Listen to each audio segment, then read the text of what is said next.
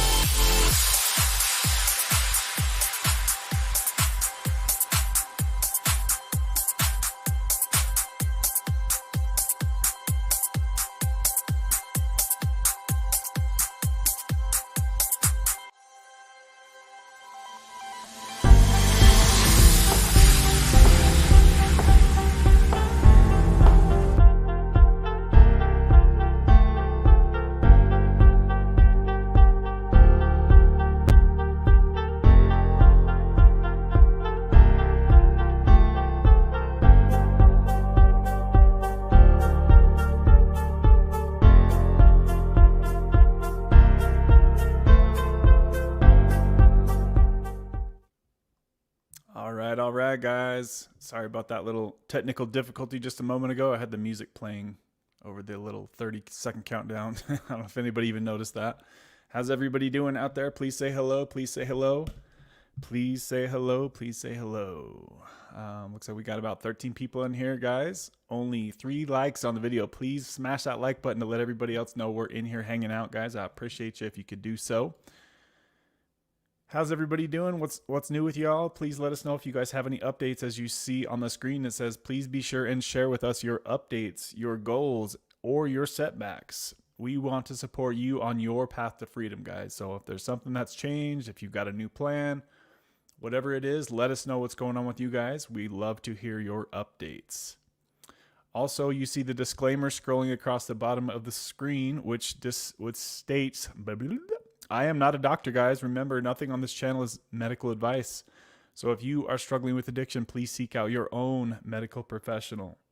And remember, everything on this channel is for entertainment purposes only, for me to share my experience with you and for you to share your experience with others. So no ghosts listening up in here. Come out the shadows, say hello. Don't be shy. Don't be shy.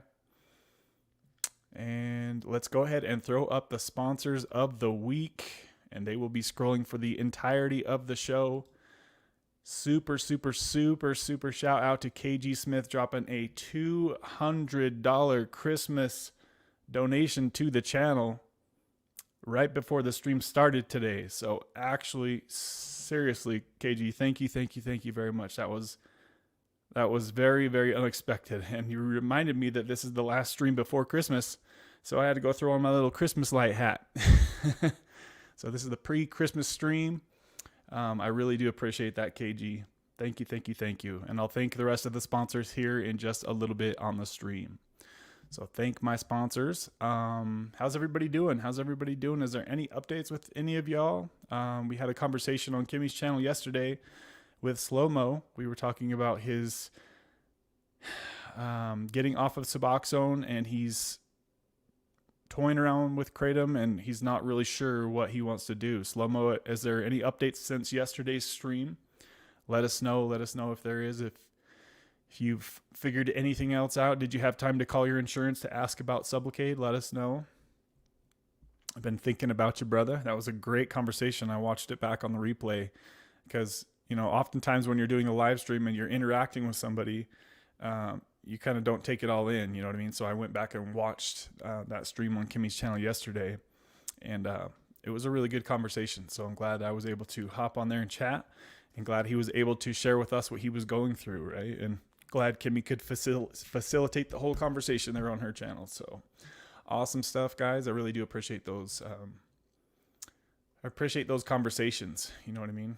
And just keep in mind too, guys, with everything that I say, it's just what I'm going through as far as like how my experience was. I don't really like to talk about things unless I have experience with them.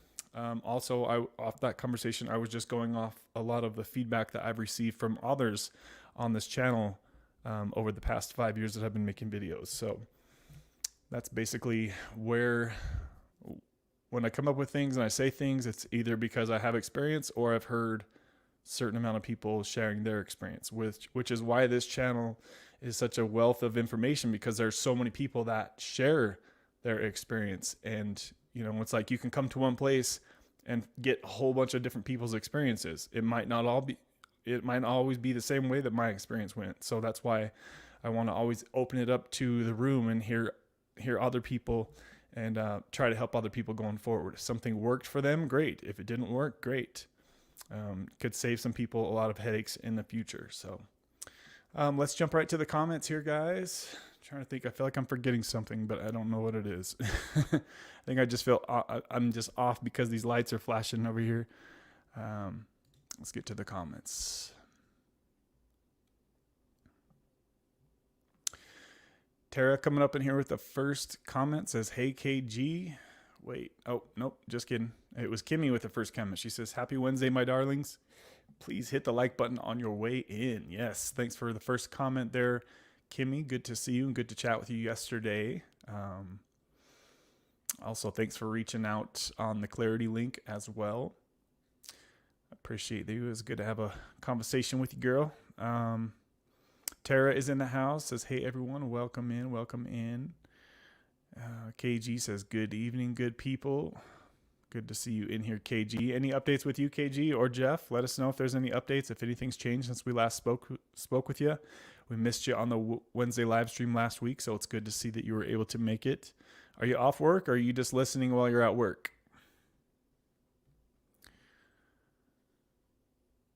Let's see. I'm already quite a bit behind the comments, so I'm going to try to scroll up. Good to see everybody in here. Kingdom Within, Slow-Mo, Tara, Kimmy, the usual suspects, the usual crew that we always have up in here. Good to see my normies around here.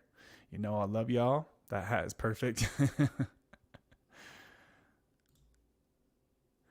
Hey, Mo, was just listening to you on Kimmy's live. How are you today? Yeah, give us an update on you, Slow-Mo, if there's anything that's changed since our conversation yesterday. If you've made any phone calls, or if you decided to go a different way with anything, or if you're just going to stay the course with the kratom, let us know. Oh my God, I love it. Thanks for reminding me to wear my Christmas sweater tomorrow. Haha.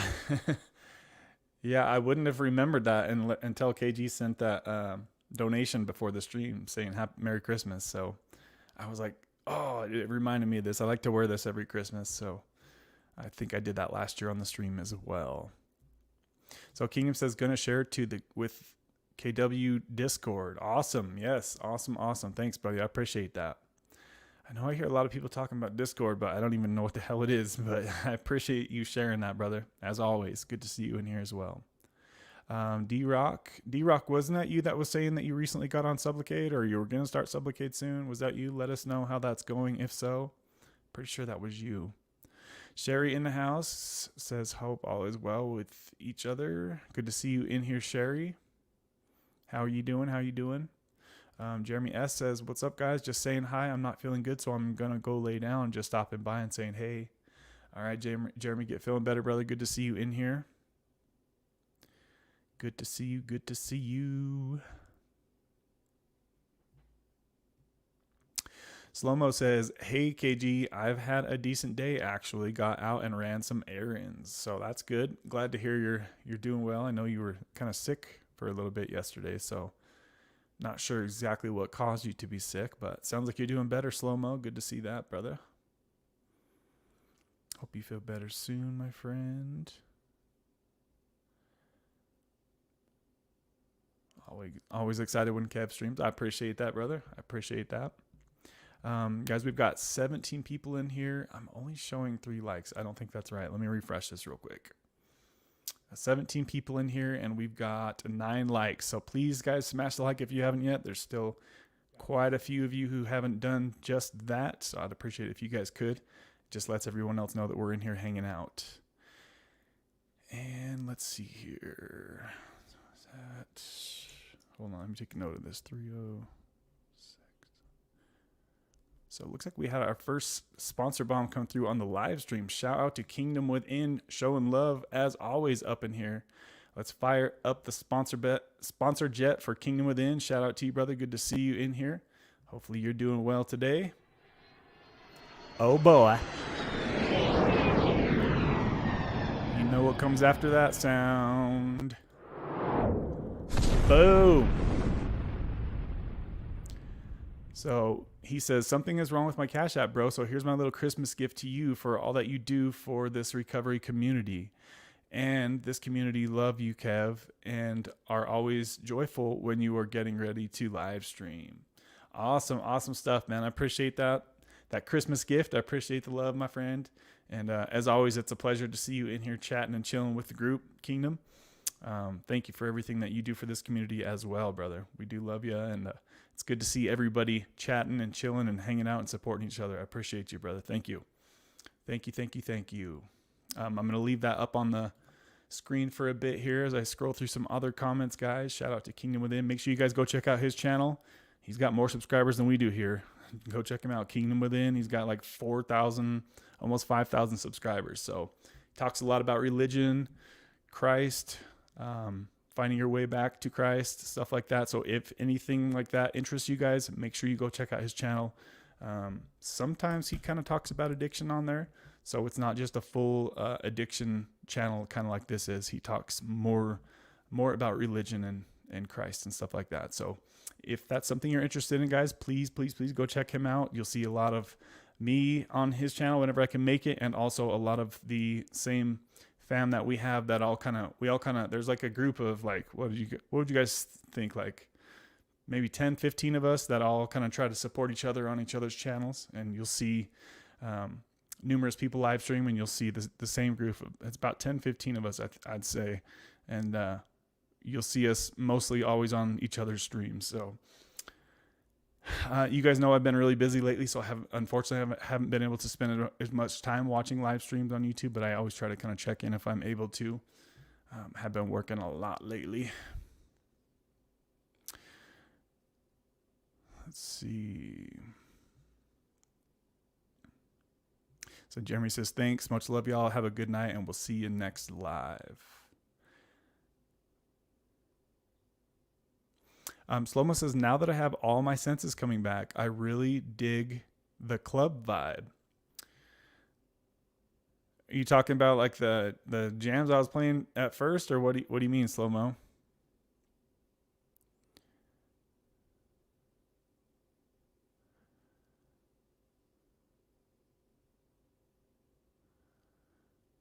Let's see, where was I at on the comments?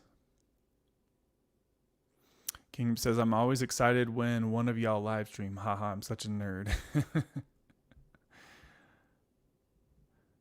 Meg, what's up, Meg? You've been gone for a while, but we've seen you been kind of popping back in on the scene lately. So good to see you hopping back in here. Meg says, hey guys, it's already bumping in here. How are you all? Yes, it is. We got about 18 people in here, guys. Good to see the crew showing up in full force today. Slow-mo says, I feel the same about your streams, bro. Let's see, where am I at? So I'm currently 20 minutes behind the comments, but I'm trying to catch up to y'all. Nice hat, Kev, Meg says. I guess that's what happens when I don't have any real friends. Haha, y'all are my friends. Seriously, I truly am grateful and love this community. Yes, we have a great community of people here, guys. I really do enjoy getting to know each and every one of you. I mean, I've had so many of you on this channel, and there's still so many of you that I would like to have on this channel. So if you're somebody who hasn't had the opportunity to come up and share your story and chat and chill about whatever you'd like to chat about, then let me know if you want to get on sometime soon, and we'll definitely do that, because I love having guests on the channel and to be able to interview you guys and just to bring information to the channel for other people who are watching. It's always a blessing to be able to do that. So I appreciate y'all. I've interviewed a lot of you on this channel. So Slow-mo says, I'm still white knuckling through my withdrawal. RLS hit bad this morning. I'm seeing the light at the end of the tunnel. Yeah, so last I talked to you yesterday, you'd only taken like 2 kratom capsules. Did you take any more after we spoke last night, Slow-mo? Because if not, then I could definitely see how RLS would kick in, because the short half-life of kratom, if you don't take it right before bed, there's often chances people can run into RLS going, basically it's like if you take your kratom before bed, it'll buy you a window of time to get some decent night's rest, right? For me, I'm such a fast metabolizer, especially with kratom, that I would keep waking up. When I was on kratom, I would wake up at 4 a.m. with RLS, and I would just take another capsule or 2, and then I would go back to bed, and the RLS would go away. So some people, it might not be that fast as far as RLS kicking right back in, but some people it might be. Another good way to try to keep the RLS at bay if you are taking kratom or low tiny doses of Suboxone is to take a little bit of a dose right before bed. And if you're on kratom, to take it in the capsule form right before bed. That way it takes a while before the capsule dissolves, and that'll happen in your sleep, right? And then that way the kratom doesn't kick in right away as it would with the powder, and then it'll go away faster, right? It'll take some time to kick in, but that'll buy you more time through your sleep. So just a little trick that I learned back in my kratom days.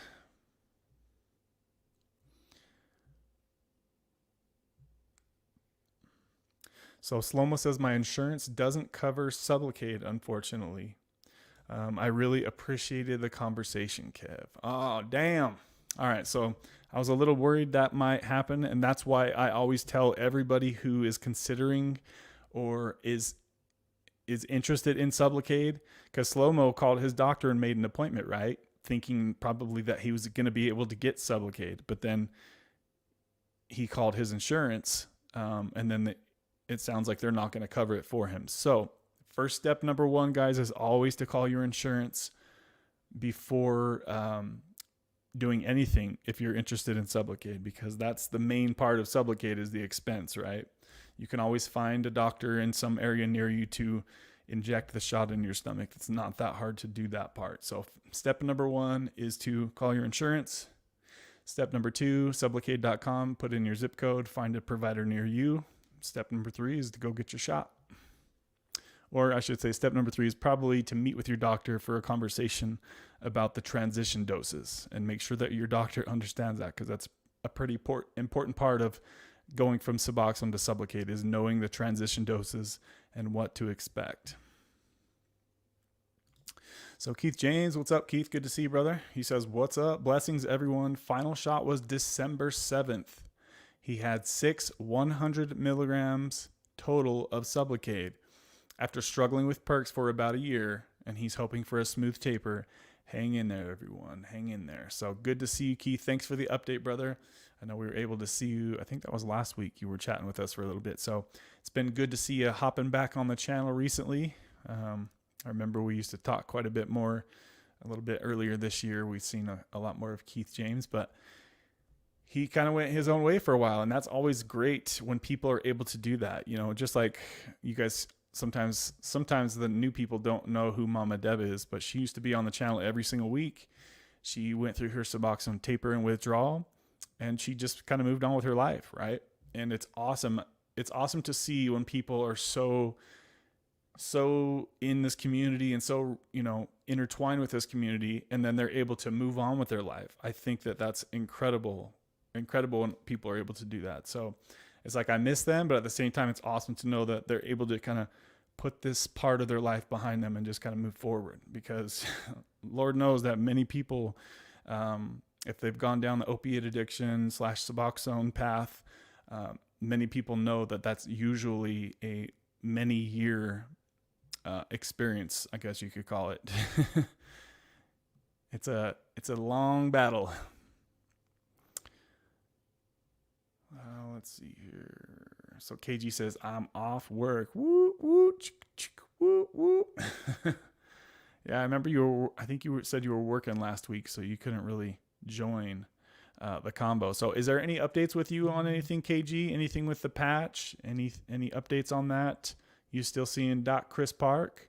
And how is Jeff doing? Is he still on about 30 milligrams of the Loratab a day? How's he doing? Let us know, KG. If you already posted, don't worry, I'll get to it. But if you haven't posted that stuff, please let us know with the updates. Since I wasn't able to chat with you last week, it would be good to hear any updates of you or Jeff. Or if things are just going great, that's awesome as well. If there's no updates, sometimes no news is good news, right, guys? And shout out to Kimmy B showing love on the Cashapp, guys. You know, we got to fire up the sponsor bomb, and we're going to do that right now, baby. Oh, baby.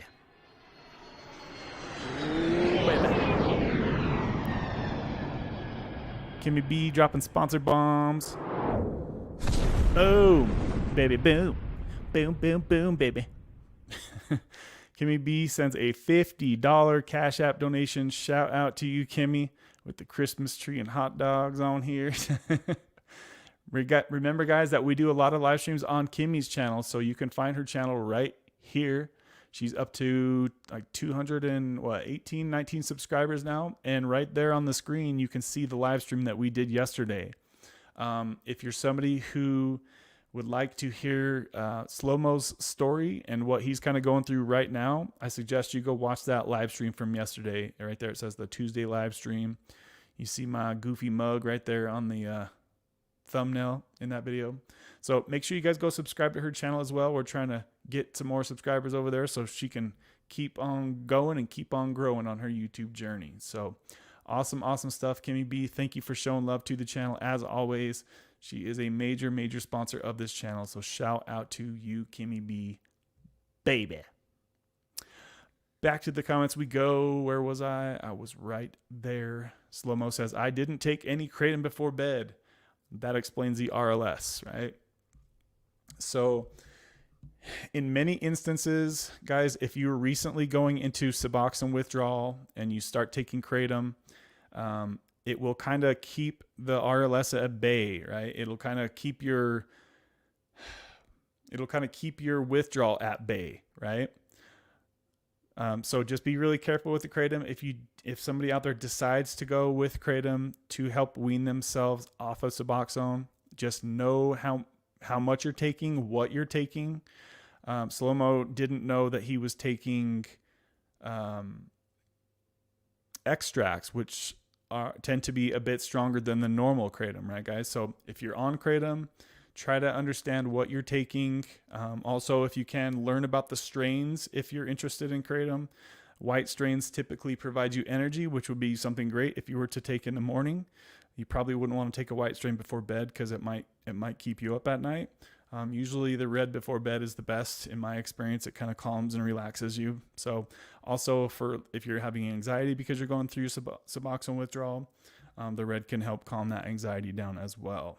But just remember, guys, if you're supposed to be going into Suboxone withdrawal and you take kratom, then you're kind of sweeping it down the road type of thing, right? Unless you just use kratom very sparingly. We've heard Kingdom Within talk about how he had a pretty bad withdrawal, even from low doses of kratom. I don't know if you guys remember that or not, but that matches up with what many people have told me. If you take kratom for a while, it's going to have a withdrawal, right, guys? If you take 1 or 2 capsules just before bed, that's obviously not probably going to have a withdrawal. But 99% of the people out there that take kratom, they will take it, and they will need to take it 4, 5, 6 times a day. Why? Because of the short half-life, right? So this is all just education, things for you guys to think about. Also, something I wanted to talk about, Slow-mo had mentioned on Kimmy's live stream yesterday that he felt high, he felt euphoric from just taking 2 extract kratom pills, guys. If you are trying to get off of Suboxone and you take some kratom and you feel high or euphoric, that's telling you right there all you need to know. If you're feeling abnormally euphoric feelings, that tells you that your tolerance to opiates is going up and not down, right? So keep that in mind. If you guys ever do try kratom and you feel that fake euphoric feeling, it's like, you're happy, but you know it's not like what's going on in your life. It's because of the medications that you just took. If you feel that, then you want to lower your dose. Marky made a good comment. He says, you don't want to feel the kratom. If you feel it, then it's likely, and the goal is to get off, then it's likely too high of a dose for you and you need to back the dose down a little bit. So just some things to think about, guys.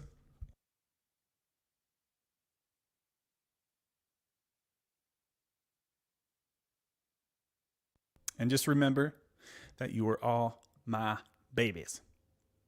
So have you taken any kratom today yet, Slow-mo? And yeah, let us know if you've taken any today. So I think he only took 2 capsules yesterday, that's awesome that he was able to do that. So T-Rock says, I'll be back in 2 hours. Ha ha. KG says, slow. Highlands did not help me, not even a little relief. So that's great. Slow-mo says, I took the Highlands for RLS and it worked pretty well. So just a quick side note on the Highland stuff. If you're trying to take that for RLS instead of taking kratom for RLS, make sure you read the directions because you need to put them under your tongue so it gets into your system faster. Some people don't read the directions or maybe skipped over that part of the directions, and you'll still get some of the effects, some of the relief, but you won't get as much of the relief as you would if you put it under your tongue and let it dissolve that way. Also, keep in mind that you're taking Highlands for RLS, which is caused by opiate withdrawal, right? Basically. And that's not a really normal thing to use that for. So keep in mind that you'll likely have to use a little bit more than the directions generally would tell you to use, right? If I can remember, I put 3 under my tongue. I set my timer for 15 minutes. If after the 15 minutes the RLS wasn't gone, I would take 3 more and do the same thing. Set my timer for 15 minutes. If the RLS didn't go away, I would take 3 more and just keep doing that until the RLS goes away. You might have to get up to 8, 9, 10, 11, 12 of those. But that's what it says to do on the instructions, if I can remember right. And that's what I had to do. And that's what worked for me. For me, I noticed every single night the RLS would kick in almost to the minute, to the T. Every time it was the same. It was like 8:15 p.m. the RLS would start to kick in. So I would have my RLS, the Highland stuff ready to go, and I would just start loading up then. And then after you get rid of the RLS, you can try to get some rest, right? There's almost no chance you're going to be able to fall asleep if you have RLS. It's too miserable. And in my experience, even if you were able to get to sleep, the RLS will wake you up because you're so uncomfortable in your sleep. You're just constantly tossing and turning because your legs are hurting, right? So just talking about some RLS stuff there for a minute, guys. Kimmy says, D-Rock, he likes to read as many comments as he can, makes everyone feel included. He'll get caught up in an hour or two. Probably about right.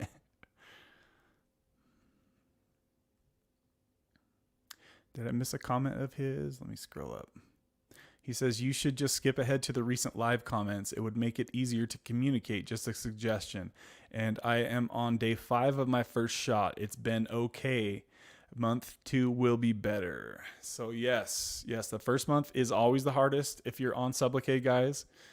So be patient with yourself and be patient with Sublocade. If you recently transitioned to Sublocade, the first month is the hardest because you're trying to rewire your brain to get out of the hand-to-mouth addiction, right? Which has likely gone on for many years at this point for many people who switch to Sublocade.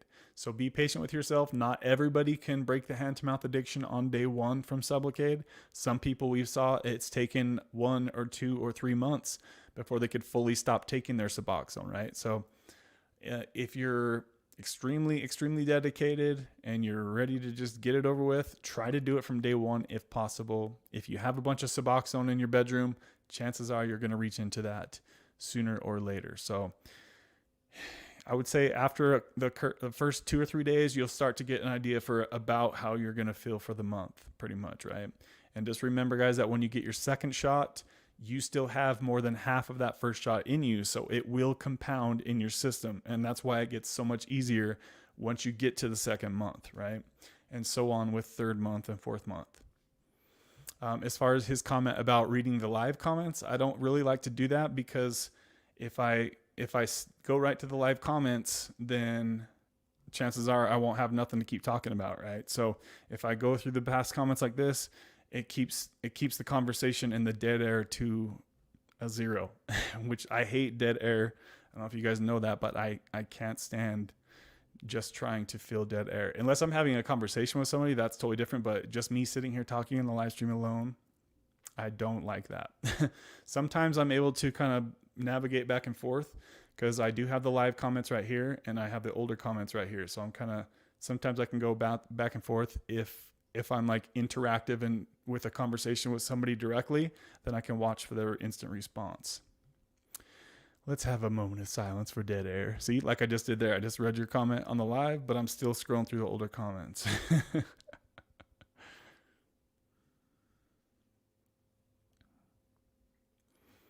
So Kimmy says, I meant that comment with love, Kevin. Take as long as you need to get through the comments.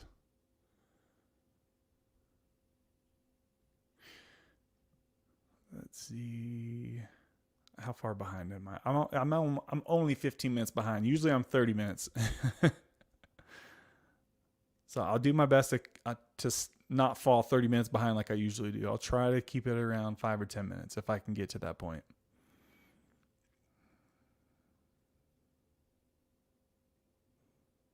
So Tara says, I have an update. Ketamine therapy is going really well. I am so thankful I'm getting treatment. Next session is Saturday. I'm going to ask about a 150 milligram single dose session and see what my nurse practitioner thinks. Awesome. So what doses have you been taking, Tara, so far? She says, also, Kevin, I'm going to be live after you end your stream today. Just a heads up. Looks like this is turning into a regular thing. Okay, cool. So Tara will be doing the piggyback today off the end of my live stream, guys.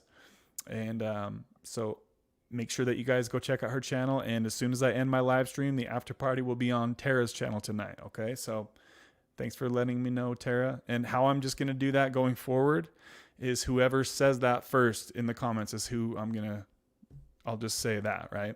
So if somebody else, if you want to plan on doing this every week, then that's fine too. But it's kind of seems what it's starting to be. But I'll just go off of whoever talks about it first, whoever wants to do the piggyback stream. I'll just make sure everybody knows to go over there, right? And I'm sure when she stops streaming, she'll probably send it to somebody else. And it's like, why not do that, right? There's some people out there that feel so alone with their addiction and their recovery. So if you can have a stream of people that are going to be streaming all night long, whether it's on my channel or Tara's or Kimmy's or Kingdom Within's or whoever's, then why not follow each other and build each other up, right? I love that. Try to help people out, because I had a couple people help me when I was getting started with YouTube, and it made a big difference as far as the long run, because your first 1,000 subscribers are really hard to get on YouTube. And so if I can help any of you get your channel up and going and send people your way to get those first few subscribers and just get some momentum going, I would love to do that for any of y'all. Megan says, whoa, Slow-Mo, sorry to hear that. I hope that didn't trigger you. Did I miss something here? Why am I seeing comments that posted quite a while? I'll post it again. Are we glitching? Is anything glitching, guys? Does everything seem normal? He skipped over my comments, Kimmy. I want him to see them. Did I miss some stuff? What did I miss? I didn't think that I missed anything so far. Currently where I'm reading is 15 minutes ago in the comments is where I'm at right now. So if you posted something within the last 15 minutes, I haven't gotten to it yet. So, oh, that reminds me too. Kingdom was talking about last week. He's like, has any of y'all phones been being weird? Dude, mine was going crazy for the last 2 days. So has anybody else been having weird phone issues lately? Because Kingdom Within brought it up last week, and I was like, nah, man, nothing here. And then I was thinking to him the last couple of days, my phone was going really weird, doing some weird stuff, and kind of got me a little paranoid here. FMD in the house. What up, FMD? Good to see you, bro. How you doing, man? How you doing? Any updates with you? I saw your quote unquote rant video yesterday. That was awesome. He was going off. Always good to see some emotion behind the videos. We got 22 people in here, guys. How many likes we got? Let me refresh this real quick and see if we got that baby to 15 yet. We've got the likes to 13 likes, guys. So we've got 22 people and only 13 likes. If you haven't yet, guys, please do us a favor and just smash that baby. Speaking of smashing the like button, where is Marky Rizzo? Where is Marky Rizzo? It's a good time for me to go ahead and thank the sponsors of the week. As you see, they are scrolling across the bottom of the screen. Let me take a drink of water here. Oh, baby, baby. Shout out to the sponsor of the week. KG Smith sent a $200 Christmas donation right before the stream. So she is sponsor of the week. Shout out to you, KG Smith. Also, Matt K had sent a $100 donation to the channel 2 weeks in a row. So Matt K, if you see this on the replay, brother, I really appreciate the love you have been showing to this channel. Always great to see you when you do stop by, Matt. Thank you, thank you, thank you. Also, Kimmy B with a $40 Cash App. She's always showing love to this channel, and she sent a $50 donation today. So incredible, incredible love you guys have been showing to the channel lately. Also, Kingdom Within coming through with a donation last week and this week as well. Thank you for that, Kingdom Within. Good to see you in here, brother. And last but not least, Marky Rizzo coming through with the $5 Cash App as always. So shout out to everybody who has sponsored on this channel in the past, present, and future. Y'all know that I really, really, really thank each and every one of you for showing love to this channel. And that being said, If you value this channel and you would like to show your support, you can do so at the Venmo or the Cashapp links that are on the screen now, or a super chat or super sticker on the live or replay crew is also helpful. So thank you, everybody. I appreciate y'all showing love to this channel for the last year or two since I've been monetized. Unfortunately, YouTube does nothing for channels like these, and but the crowdfunding here on this channel has been incredible. So I really do appreciate each and every one of you guys, and y'all do keep this channel going and growing. So thank you. Let's get back to the comments, and just remember that you are all my babies. Peter says, slow-mo, if you can get some clonidine, it helps. Clonidine, how do you say that? Clonidine. Yeah, I've heard some different people say clonidine is good. I know Doc Chris Park really recommends clonidine for withdrawal as well. So slow-mo says, I'm not going to take no more kratom, so he's just going to cut it right off. That's brave and admirable. Let us know how that goes, brother. He says he's taken 2 kratom caps today, so only 2. Yeah, dude, that's awesome. That is awesome that you've only done 2 today. Yeah, I would just say just try to do as little as possible, right? Take a capsule or 2, push yourself, 6, 8, 12 hours if you can, and then maybe take 1 or 2 more, right? Just take as low as you can is the best way to do it. If the goal is to get off as soon as possible, which I know in your shoes, that's what you desire, right? OLED TV, I think is how you say it, says catapress or clonidine helps so much with RLS and sleeping. It takes the edge off too. Non-narcotic blood pressure med. So Oli, did you do Sublocade, or are you considering Sublocade? I've seen some of your comments on the channel over the past little bit. It seems like you're either interested or you started Sublocade. Is there any updates with you on that, OLED? Let us know.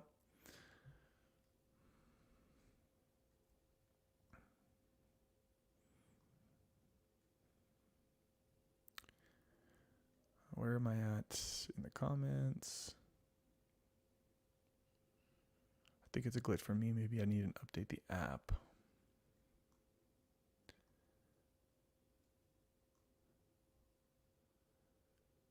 So Peter says insurance will cover it too, bro. So he's talking about the clonidine, right? Yeah.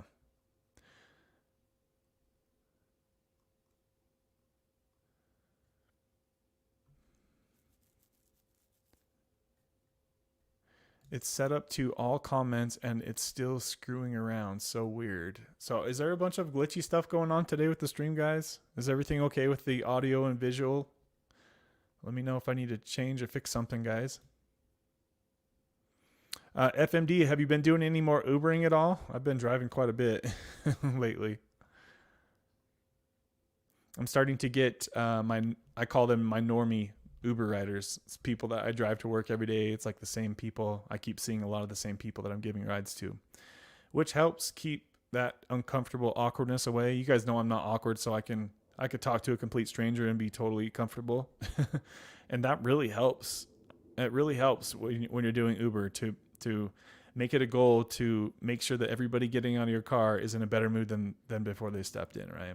And if I can do that by a few minute conversation, then I want to do just that. Speaking about what Tara was talking about earlier, I wanted to kind of bring something up and tell me what you guys think about this, or maybe I should try to get caught up in the comments before I talk about this. I've got a couple notes here. Let's see. Moment of silence, D-Rock. Danielle, what's up? Danielle says, yes, first month has been hard. I'm getting my 2nd shot today. Will I be in less pain from RLS from 11 p.m. until I get up? I'm scared that it won't hold me. I was thinking about going back to methadone. I feel like I'm missing some comments here because that's the first comment I've seen from Danielle. Let me scroll up here and see if I missed another comment. Danielle, hold on. I don't know what's going on, but it seems like something is glitchy with the comments here. Danielle, are you still in here? Post a quick comment if so. No, I don't think I missed any other comments from Danielle. That's the first one I see. Danielle, let us know if you're still in here so I can respond to you and also get some more information. So I think she's responding to when I said that the first month of Sublocade is the hardest. Okay, so he says today was my OLED says today was my last shot. So how many shots did you get in total, and what dose did you get today? You could let us know. So FMD says, yeah, I still am. Awesome, dude. Awesome stuff. I think it's kind of fun in a lot of ways. I really do have fun doing Uber. I don't know why it's so fun, but there are a lot of good times, and there's also a lot of bad times.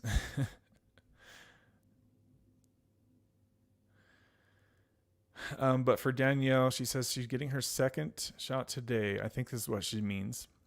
Will I be in less pain from RLS from 11 p.m. until I get up? That part is what confuses me. You shouldn't be having any RLS if you're on the Sublocade shot. And so if you've been on Sublocade for a month and you're having RLS, that sounds off to me. It sounds like there's something else going on. But yes, if you're getting a second Sublocade shot today, and if you've been having RLS at nighttime, then that should definitely go away after today for sure. If you're still having RLS after you get your second shot today, it can't be RLS. I don't see how that's even possible at that point. What dose shot did you get for your first Sublocade shot, Danielle? If you could let us know.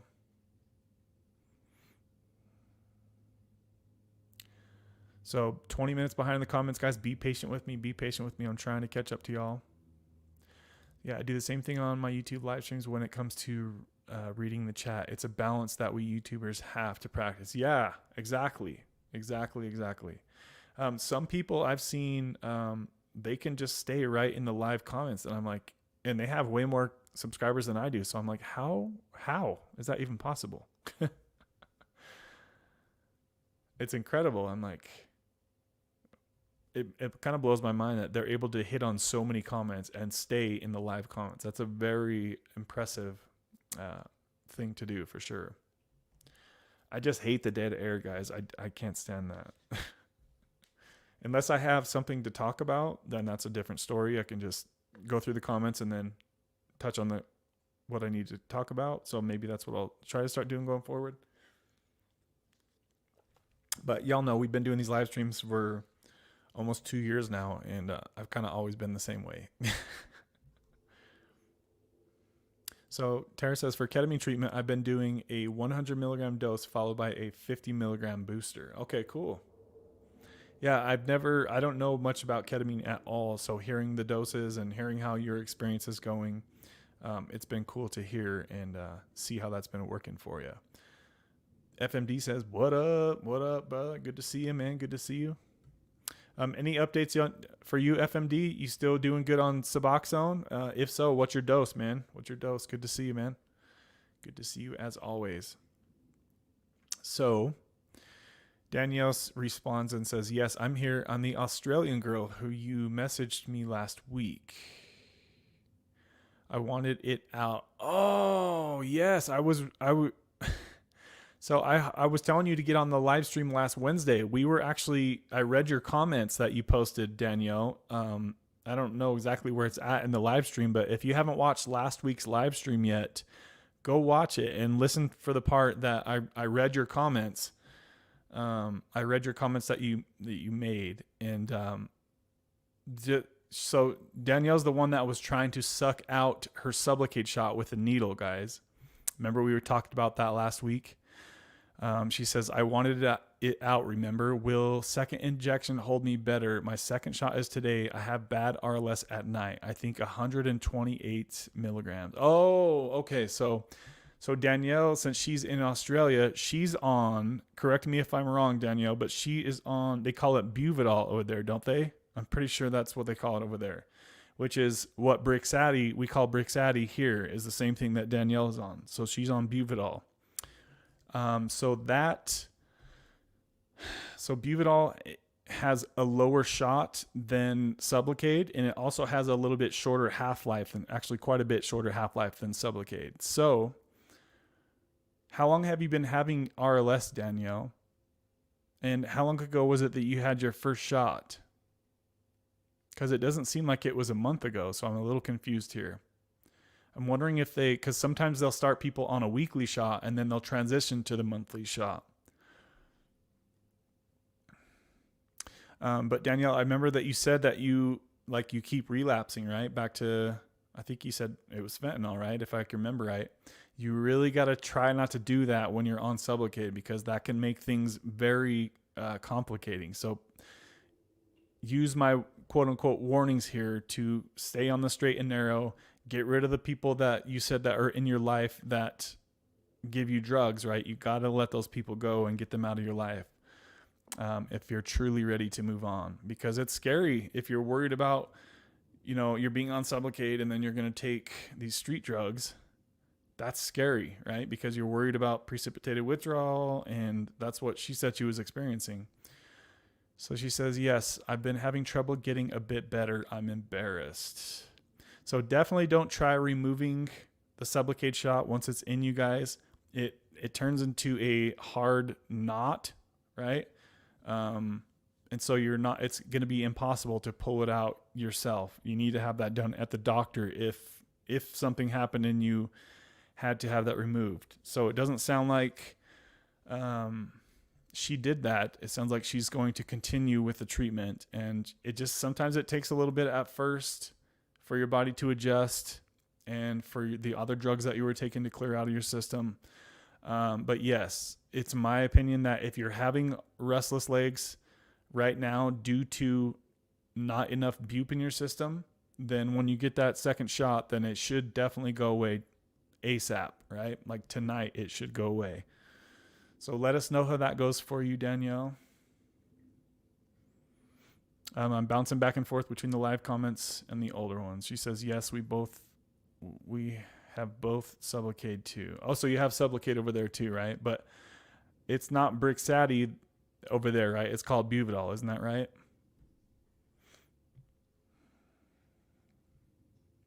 So they actually have H over there. It sounds like they still have H, which is almost impossible to find that over here.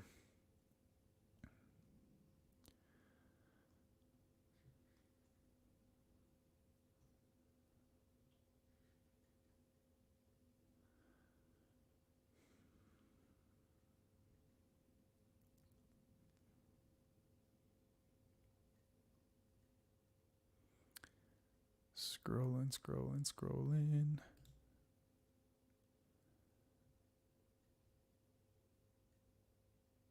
Danielle says, hey, Tara, glad to see those ketamine treatments are going well for you. FMD says, yeah, I'm good. And that makes me happy to hear, FMD. Kev, things are weird. Things are happening with all cell phones in recent days. Funny enough, a movie just came out titled Leave the World Behind, where cell phones off an internet. Cell phones off an internet. Could you imagine, guys, if our cell phones stopped working and our internet stopped working? That would be scary. Like, can't access your bank accounts. Ooh, that would be scary.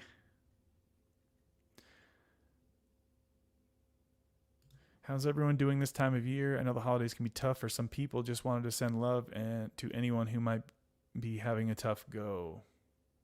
Megan always with the sweet comments.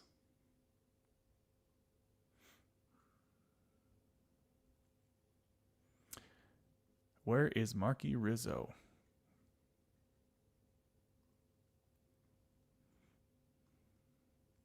So Sloma says we're the only ones flooded with fent, it seems. I swear I've heard other countries have that. I'm pretty sure, like in Iraq, they have a lot of the fent there too.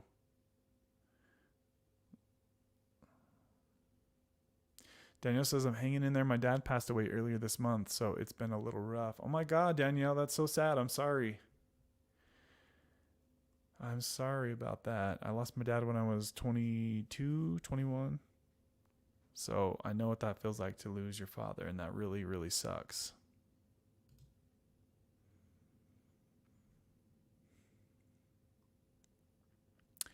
I drank some kratom on Halloween after I got out of the hospital when I overdosed. It was like I never stopped. What? I don't think I've heard that before, Dan. So how long were you taking kratom for when you got out the hospital? Was it just that day or what?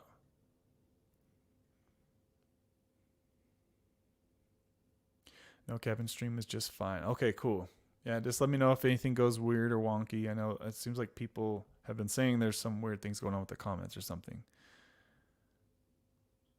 So I'm pulling on y'all. I'm only 15 minutes behind in the comments. Such a tease. I do the same thing though. Let me get caught up in the comments and I'll tell you a story. Yep. I've noticed you do that, Tara. I've noticed that too.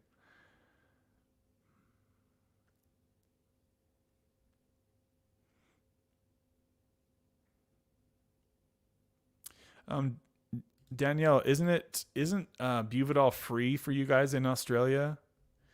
I'm pretty sure you guys get that medication for free there. I've heard people say. Let me know if I'm wrong on that. That would be so resourceful if people could get Sublocade shots for free here in the States. That would be very helpful for a lot of people. I wonder why it's free there. So Danielle says, I got on the last live late. I'll look at your last live. I'll try to continue the treatment. I'm on Xanax too. I think that is really, yes, short acting. We have Market H and it's pure and so expensive. Wow, damn. That's crazy how different it is over there. Holy crap. It's like a different world over there. Danny says, hello, everyone. Happy holidays to all. Shout out to you, Danny. Good to see you, bro. So Oli says, I've had 7 Sublocade shots. The first was 300 milligrams, and the final one today was 100 milligrams. Awesome. Awesome stuff, my friend. Did you space out your shots at all, Oli, or did you just go in every month? Either way, I think you'll be just fine.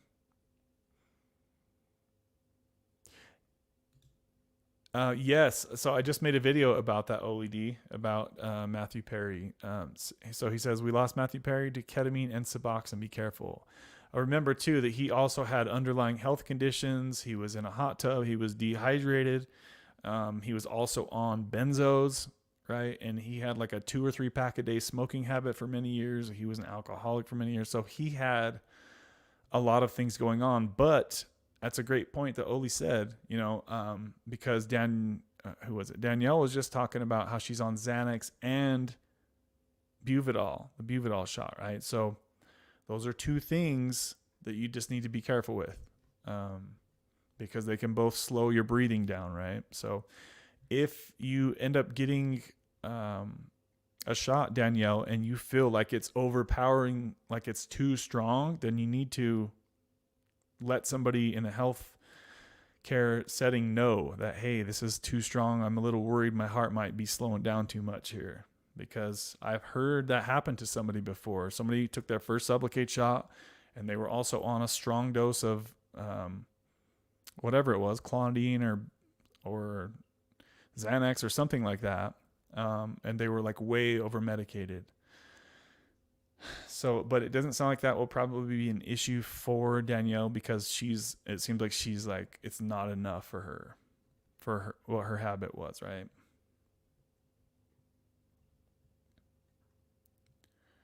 What is it that you're embarrassed about, Danielle?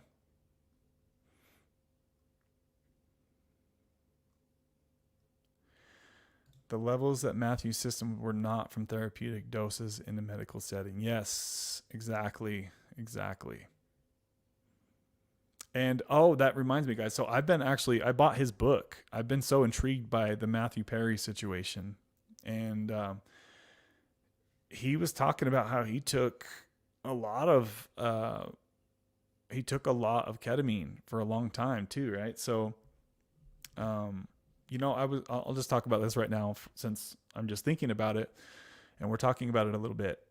Because you guys know that there's been a lot of people on this channel who have been on high dose of Suboxone for a long time and they feel quote unquote like a zombie, right? We've heard a lot of people reference the zombie feeling, or emotionally numb to life, just not excited about anything, very depressed, some people, right? And obviously, guys, I'm not trying to bash Suboxone here. I'm just talking about somebody who has been working on their opiate addiction recovery for many years. They haven't been relapsing anytime soon, anytime recently, and they're still on high doses of Suboxone, right? A lot of people can be depressed in that setting and start to feel like something's really wrong with their life. And so I'm just wondering if, because according to the research that I did, Matthew Perry was somewhere on around 24 milligrams of Suboxone a day, right? And chances are he was on Suboxone for many, many years. I haven't been able to clarify that yet, but I have been doing research on what he was going through and what his history was like with opiate addiction. He got up to 1,800 milligrams a day of oxys, guys. He was taking huge amounts. And you can imagine when you're that rich, you can pretty much get whatever you want, right? So he was taking, in his book, he talks about 1,800 milligrams of oxys per day. And at one time, he spent $175,000 to take a plane trip back to, I don't remember the country it was, to see his pain addiction doctor, because the doctors in the US started to cut that off. So he took a $200,000 flight because he needed his painkillers, right? Could you imagine the kind of money to hop in a jet for 200 grand? I mean, for most people, that's 5 years worth of working, right? And he's like, no, I need my painkillers. Fire up the real jet. And he just cruised on out and went back to, I don't remember the country it was. But damn, it's just so sad to hear what he went through. But I was like thinking, what if he was just so depressed from the high doses of Suboxone that he was on for likely many years, and that he was using ketamine to help with his depression, because many people understand that ketamine does in fact help with your depression. So it's just interesting to think about, like, maybe he was, maybe all he really needed to do was taper his Suboxone and lower the dose. And he, maybe this, maybe that, we'll never know. But what do you guys think about that? Somebody who stays on high doses of Suboxone for a really long time, likely they're going to be just like Matthew Perry. They're going to struggle with depression, right? And so I was just trying to like put myself in his shoes and understanding how I felt when I was on high doses of Suboxone. I felt the same way. I didn't feel that good, right? So I want to hear what you guys think about what I just said.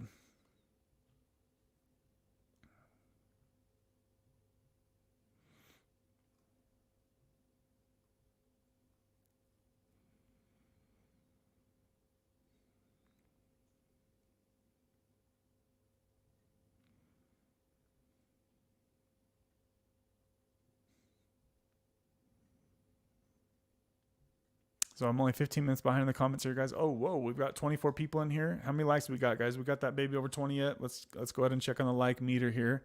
We need the likes to let other people know we're in here hanging out, guys. So please smash that like button if you can. We're only at 16 likes on the video, guys. So there's a good at least 10 of you in here right now that haven't smashed that baby. So please, if you can, help a brother out. Smash that like button. I would appreciate you. And you would be my baby if you did that.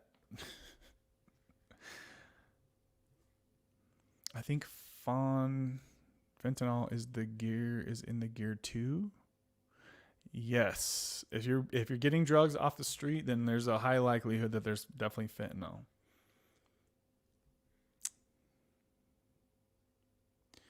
Charles, what's up? Charles says just turning in, setting up for the shot, but will have extra subs just in case my pain and burning legs return to unbearable levels. So you're getting your first shot, it sounds like, but you've got some subs on standby just in case something happens and you don't feel the best. I understand that. Rock Girl, damn, haven't seen you for a while. Rock Girl, what's up? Where you been? Says hi, Kev in chat. Support here. Merry Christmas. Good to see you, Rock Girl. It's been quite a while. Glad to see you got a profile picture up in here. Speaking of profile pictures, we don't have one for Danielle or Charles. Who else? I think those are the only two that are slacking. Guys, if you can get a profile picture so we can see your smiling face. We like to get to know each other here and know who we're talking to on the other end if possible. Let's see.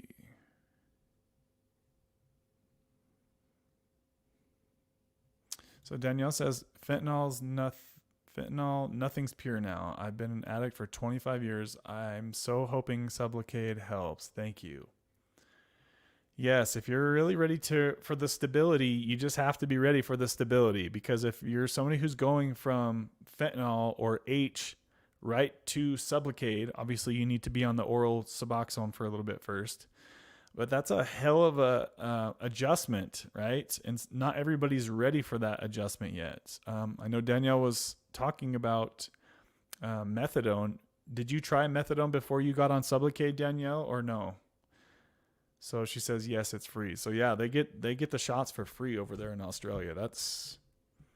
I'm jealous because there's a lot of people that have to spend $2,000.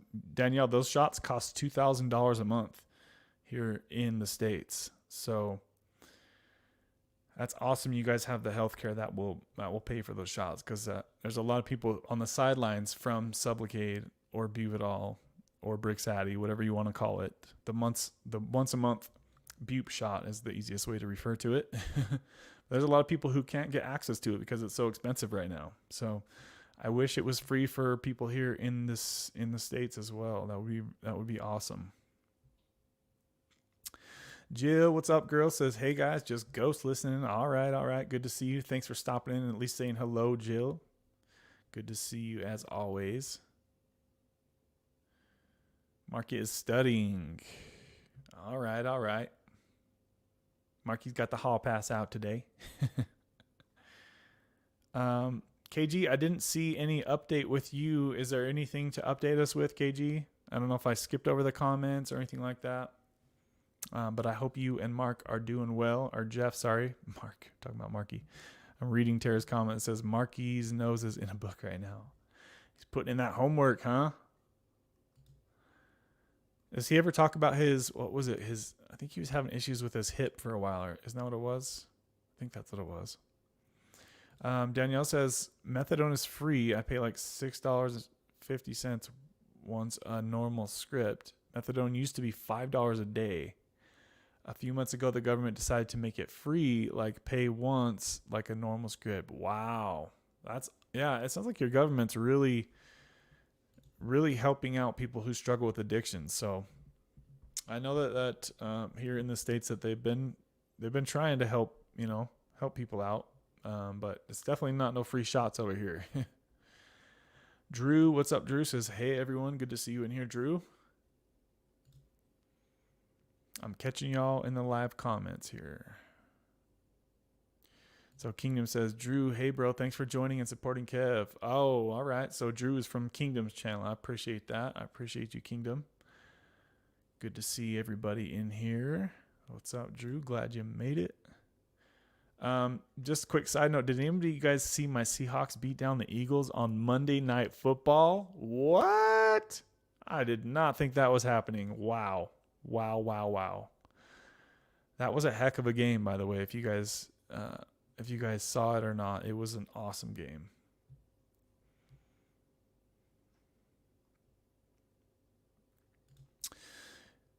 All right, here we go. I love comments like this. Oppressing Always Swinging says, I'm in need of advice. I've had 4 Sublocade shots. I've had 2 300 milligrams and 2 150 milligrams. I'm due for my next at the end of the month, and I'm not. But I can't be sick. In your opinion, will I be okay for a few? Sorry, trying to figure out what you're meaning here. Yes, you will be okay for a few, for sure. A few weeks, is that what you mean? Yeah.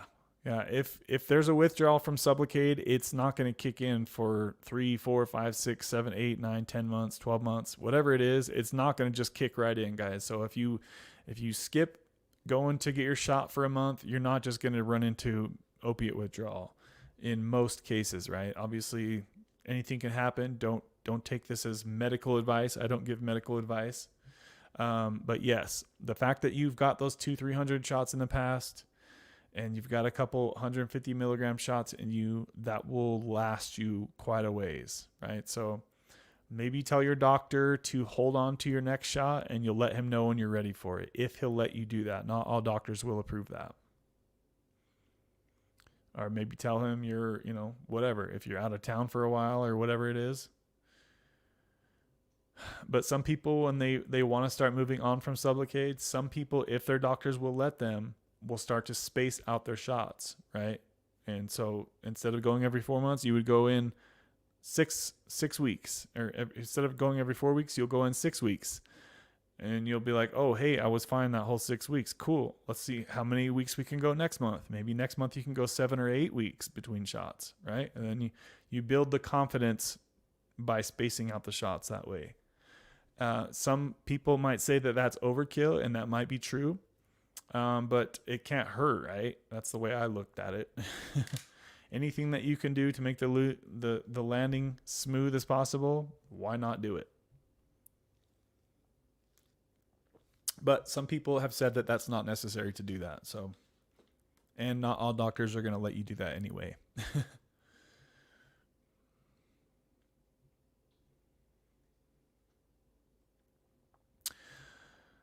I'm not going for my next shot, trying to get off, but I can't be sick. Yeah, I wouldn't worry about it, honestly. Don't let the little devil on your shoulder make a problem that's not there.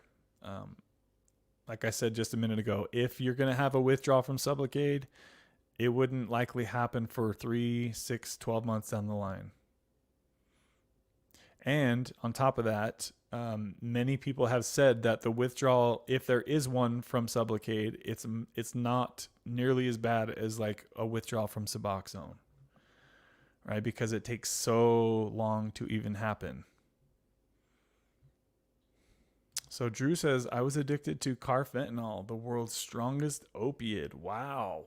Damn. How long ago was that, Drew? How long ago was that? Damn. Keep that shot on the back burner and truck until you can. Yes, and I've talked about this a lot in other videos. I think that's probably the best way for somebody who is wanting to finish up their quote-unquote Sublocade career, is to get however many shots you're going to get, and then tell your doctor to order up the next one, and you'll let him know if you need it, right? That way it removes a lot of the anxiety about, if a withdrawal kicks in, I'm not going to be screwed for 2 or 3 weeks. Well, it takes that time. It takes 2 or 3 weeks for a doctor to order up the shot and get it there and then get you in, right? Rather, they just have it chilling in their fridge out at their office. And if something happens, you can call them up and they can get you in a 5-minute quick shot, and you're out the door and you're good to go, right? So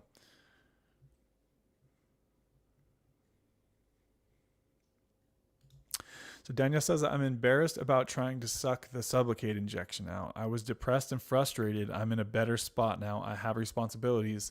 I don't want to say, you get it, yeah? Okay, so that makes more sense. And yeah, when I saw that comment, I was like, wait, what? What are you doing? Don't do that. Yeah, definitely don't try to remove the Sublocade shot by yourself, guys. It takes a medical professional to do that with the correct tools, we shall say, right? But yeah, guys, remember, just the first month is always the hardest, especially if you recently relapse. It's going to be even harder. So if you can have some stability before switching to Sublocade, that's the ideal way to do it, in my opinion. But if you're just over the addiction, you're really over it, and you're pissed, and you're going to do whatever it takes to fight that, then you might consider talking to your doctor about Sublocade or Buvidal or Brixadi, whatever it is in your area.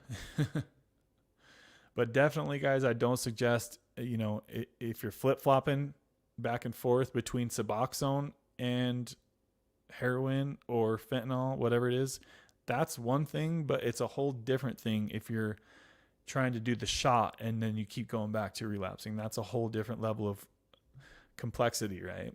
So don't make your life that stressful, because that can be very stressful if you're doing that stuff.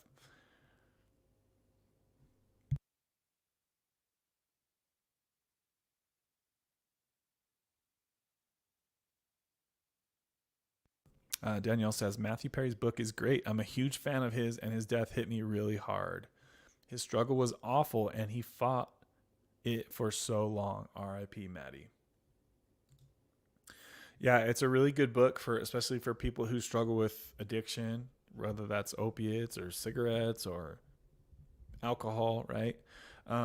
Also, something I wanted to talk about, as I forgot to talk about when I was talking about him a little bit earlier. In his book, right from the start, I think it was, if I can remember right, he details what it's like to have his guts blow up from opiate-induced constipation, guys. And sorry to kind of wear it out, the conversation about constipation, but it's serious stuff, guys. If you are on kratom, if you are on Suboxone, if you are on Oxy, if you're on Loratab, if you're on Sublocade, any of this stuff, methadone, every single one of those things can severely dehydrate you. It sucks the water out of your body, right, guys? And it sucks the water out of your bowels, making it very hard to have a successful, healthy bowel movement every day. So we're going to go right back to the basics here, guys. If you're on any of those things I just mentioned, drink as much water as you can. If you can get in at least a half a gallon of water a day and you're on those medications, that will greatly help reduce the risk of your guts blowing up. He says in his book, I think it was 7 days he didn't take a poo. And I have been there, guys. I was exactly at 7 days, and I was so scared because I could just feel that whatever was in me was solid as a rock, and it was not going to come out the normal way, right? Y'all know what I'm trying to say here. So this was back when I was taking high doses of Oxy, and then also flip-flopping back to high dose of Suboxone, right? So between those two and taking the high dose, remember the dose is what it's all about as far as how bad of an impact it's going to be on your body. The higher the dose of Suboxone, the worse your constipation will be. Higher dose of kratom, the worse your constipation will be. So it is crucial, if you don't want to go through something like Matt did, and he describes it in his book as the worst of the worst of the worst of type of pain that you could ever experience. I think he said it felt like there was somebody that took a butcher knife and just rammed it in his stomach and was just grinding it around, guys. Like, could you imagine that feeling? And then on top of that, you're worried that the pain meds aren't going to work because your tolerance is high. If you had to have a surgery, he went into a coma, like he was in the hospital for months on end, all because his guts exploded because he was so backed up from the Oxy, right? So I just say that, guys, to give you the warning. You need to be monitoring your poos. Sounds goofy to say it, but if you're watching this channel, you likely know what it's like to feel what it feels like when you haven't been able to go to the bathroom for 2, 3, 4 days, right? It's scary. It's scary that you're putting all this food in your body and it's not coming out. Where is it going to go? There's only one place for it to go, right? Your intestine can only stretch so much and hold so much stuff. So make sure, guys, that you are keeping an eye on your poos. Take whatever supplements you need to take to have a successful clearing out of your body. If you can stop taking your Suboxone for a couple of days, that will help release stuff and get things going. Or if you can stop your kratom for a few days, that will do the same thing. And clean your body out. If you can take a few days and just suffer through a little bit of withdrawal for a few days, that will clean a lot of stuff out, and you'll have a bunch of successful trips to the bathroom. If you stop taking your meds, whatever it is, and you're still not able to go, then you need to put something up there. What are they called? Enemas? I think they're called enemas, whatever that is. I've had to do that, guys, and it cleared me out. So you got to do what you got to do with this stuff, but make sure that you're monitoring and keeping up with the poos. It's an uncomfortable and weird conversation to talk about. Some strange men on the internet talking about going poo, but y'all know what it feels like, man. It's scary, scary stuff if you haven't gone for a few days and you've been eating a lot of food. Also, you can switch to a liquid diet for a few days if you have to, till stuff starts to clean out. That will help avoid this type of situation. So sorry for going off on that poo tangent there, but it's something that needs to be talked about and needs to be continually brought up, because almost everybody watching this channel is either on Suboxone, Sublocade, kratom, something like that. And so you need to monitor this stuff, guys.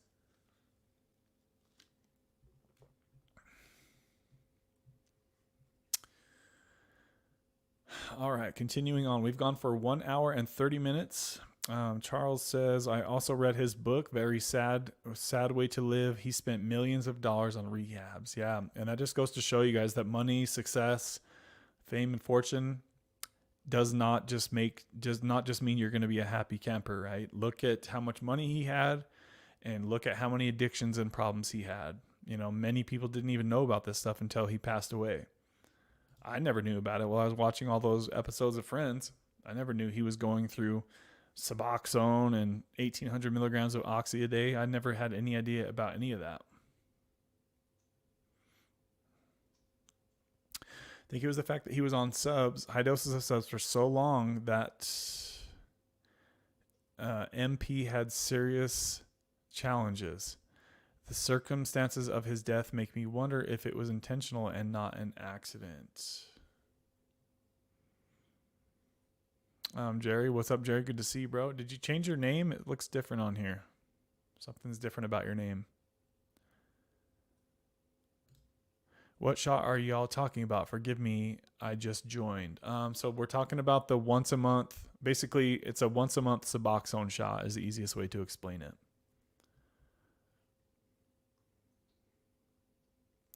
I'd say Matthew Perry was depressed, but the life of an opiate addict is a constant battle with the clock. Yes, yes, yes, it is.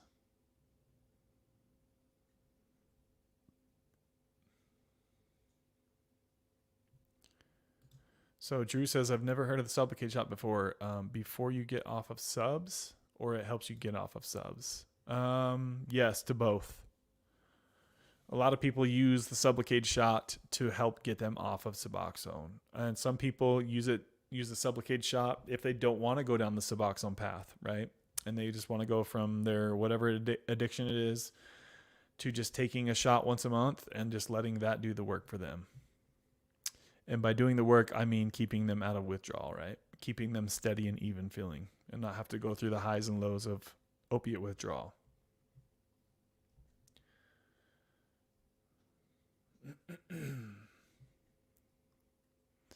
So 6C12, what's up? Good to see you in here. Says it's a once a month shot. It builds over time after each shot, then slowly tapers out of the body. That's the easiest way to explain Sublocade right there.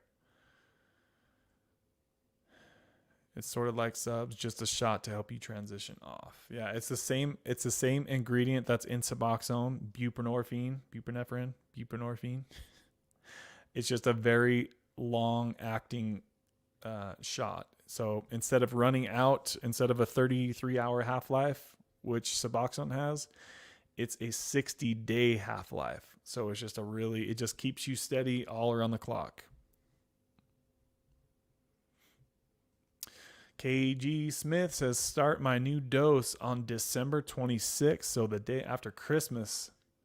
So you're changing your dose on the patch, right? Is that what you're saying? Any updates with your man, KG? Any updates with him? So we've got 26 people in here, guys. I appreciate y'all rocking with us on the pre-Christmas live stream. If I can get a Christmas thumbs up for your boy, I would appreciate it. That would get us over 25. We're only at 24 likes on the video. I appreciate each and every one of you who have done that. And my Christmas light's still blinging here. Yep, we're still going. Surprised these batteries haven't died yet. I'm going to wear this to the gym tonight. I need new batteries, though, because it's usually like really bright. They're kind of dull right now. Got my Christmas tree hat on. All right. I'm getting way behind the comments again. Sorry, guys. This one is not. Change my name on the YouTube.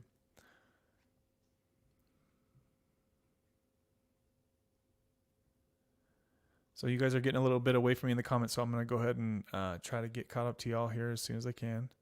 I was on methadone for years and detoxed in jail for literally 5 months. And I got out and I was still sick and I had to switch to subs. Now trying to get off of Sublocade. Wow, that's a hell of a story. That is a hell of a story there. Slow-mo says, I may have to take more kratom. Tonight is rough. Dude, I get it, dude. Do what you got to do, brother. Do what you got to do. I would just say try to go without, but if you can't, just take one, right? Just take one to help get you through the night or something like that, if you can. Yeah, I know it's a lot easier to sit here behind the computer on my end and say, do this, do that, right? But it's like, I remember Nicole had this saying once and it really stuck with me. She's like, nobody's going to do the withdrawal for you, right? So do what you got to do. And that was it was something to the matter of that. And it's true, right? Like, it's easy to sit here on the internet and say, just go through it, stop being a bitch and come on, like Debo said. But yeah, when you're going through the withdrawal and it's late at night and you're tired and you had a hard day and your legs are burning on fire because you have RLS, you have insomnia, all the other crap that goes along with withdrawal, it's easy to say, just keep going. But when those seconds start feeling like hours and you know that you could get relief from taking 1 or 2 kratom capsules, it's going to be pretty hard to pass that up. Hey, look who it is. Ethan, haven't seen you for a long time, dude. How you been? Merry Christmas to you, my friend. Good to see you. Any updates on you, Ethan? I know you've been gone for a while, and I thought there was some updates that were going on with you a while ago, but I haven't heard anything from you.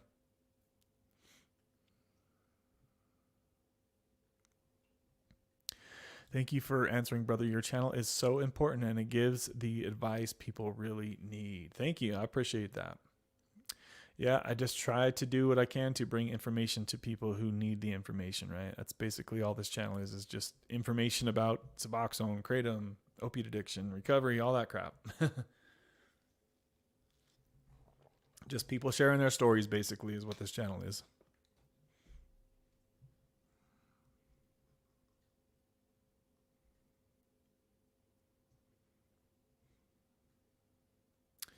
Drew says, I've been clean since February 2020 and on subs ever since. I was sick for weeks in bed. Oh, so you're on subs now. Okay, what dose are you on and how are you feeling on that dose, Drew? If you're still in here, let us know. Congrats staying off since 2020. That's almost 4 years now. Yeah, awesome, man. Yeah, see, subs can buy you a lot of time to keep your life back together, right? And then coming off subs when the time is right. Or switching to Sublocade and let Sublocade do the work for you, if your insurance covers it.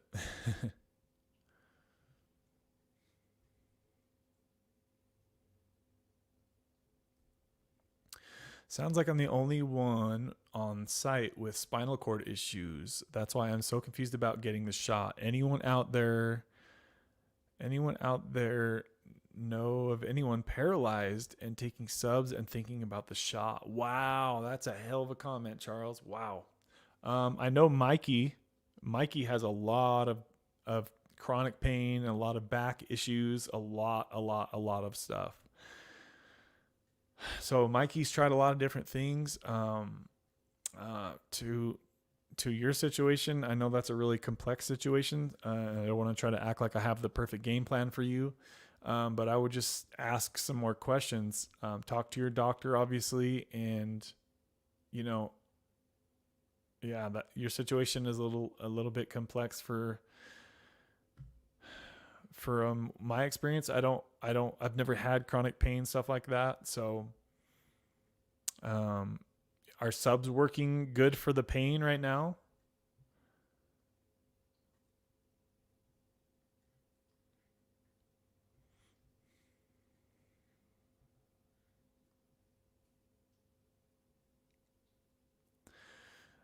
I don't know how to put up a picture. I'll look at it and figure it out. Can any of my friends see my... No, nobody can see your comments, Danielle. No, unless somebody's watching this actual video, which why would anybody in Australia be watching this video, right? Unless somebody that you send a link to this video, nobody will recognize you or see you. I don't really know how this works. This is my first live. Yeah. Unless you know somebody that's researching Sublocade or Suboxone, and you think somehow they would find this channel, which is extremely unlikely that anybody in the world would find this channel from where you're from, I would not worry about that at all.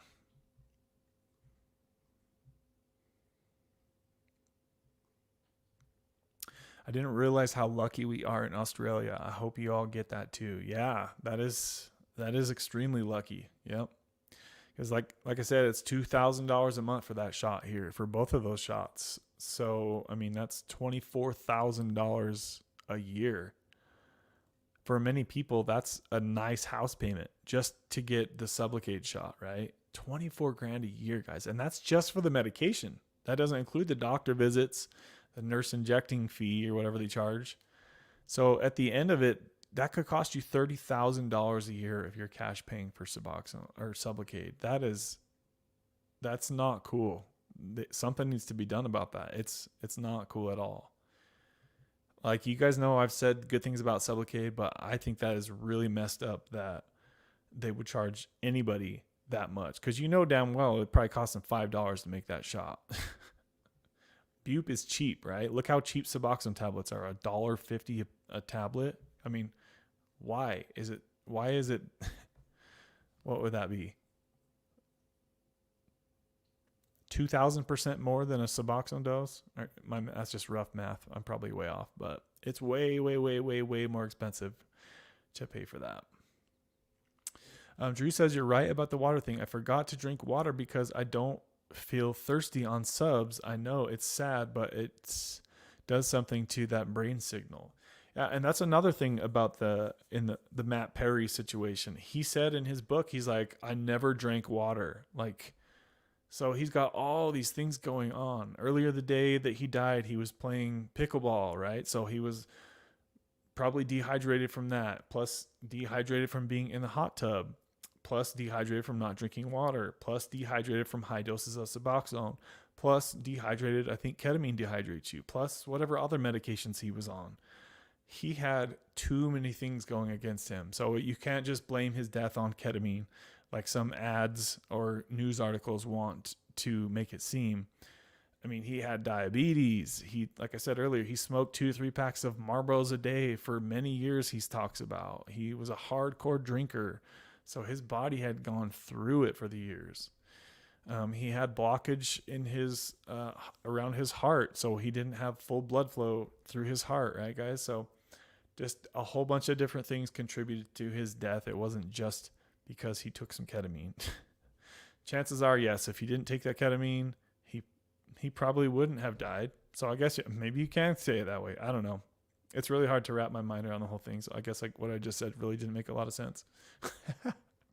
But he just had a lot of things going on, and everything kind of just, the perfect storm situation happened, and now he's no longer here.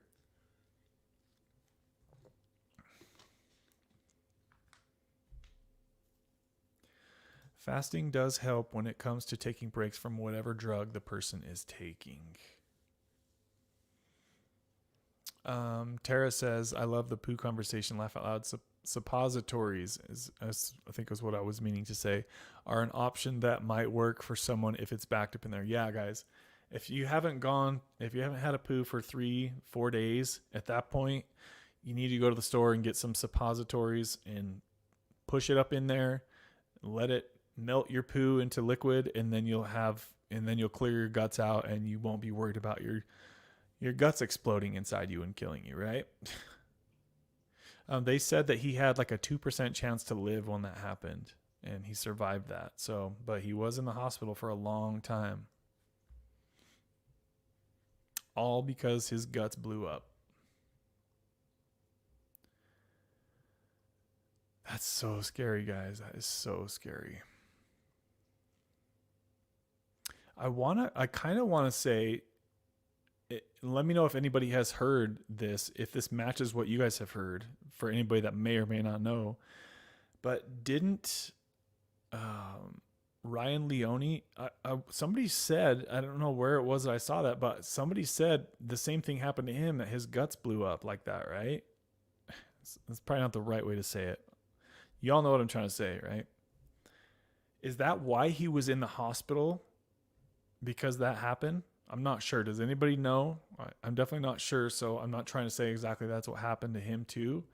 But it's not that uncommon to hear somebody who struggles with addiction to opiates to have that happen. So I keep trying to warn you guys and talk to you guys about this because it's important. It could save your life someday. And another thing, back to the poos. I was to the point where there was something in there that was big and hard and it was not trying to come out, and it would just be like these little pebbles would come in every day. And I was like trying to think to myself, well, I got some out, I should be good, right? No, guys. If you're just getting pebbles out each day, that's not enough. There's something in there blocking and you need to get that something out. I didn't think we'd be on here talking about poo half the night stream, so my bad on that one. Shout out to the 29 people in here. These meetings are getting bigger, guys. I appreciate y'all. Make sure you guys smash the like button. It will let everybody else know we're in here hanging out. We've gone for an hour and 45 minutes, and we'll probably go for another 45 minutes. Remember, guys, that we do these Wednesday live streams every single week. So be sure, if you like this conversation, if you like this group of people, that you come here and hang out with the crew every week. We'll be here every Wednesday, and then shortly here, we will go back to the Sunday streams as well. So I know a lot of people have been missing those Sunday live streams as well. So remember, guys, we'll be firing those back up again soon. Give you guys some more support and some more hangout time on the YouTubes. When I was on methadone, my constipation was so bad that literally once a week I'd take laxatives. I'm surprised my bowels were okay. Some here, mine would be like a brick. Yeah, and that's scary, guys. Y'all know that stuff hurts if you're able to finally get it out. It's scary when it's coming out. So don't let yourself get that backed up, guys. Stay up on your constipation. Keep monitoring it every single day. Look at what's coming out of you, because you can do some simple research online and find out if your body is working the way that it should be.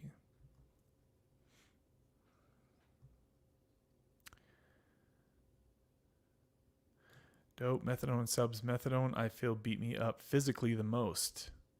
I detoxed for 5 months in jail and literally couldn't take it, and I got on subs. Wow. So you said that the methadone, let's see, methadone, I feel, beat me up physically the most. So what do you mean by that? What exactly do you mean? Because I've been hearing recently that some people have been saying that they feel amazing on methadone. And they were struggling on Suboxone. So it's just goes back to the same thing that we always talk about. It's different for everybody. What works great for you might not work for somebody else. Frank, what's up, Frank? Good to see some new people in here today, guys. Looks like Frank has a picture, so that's awesome as well.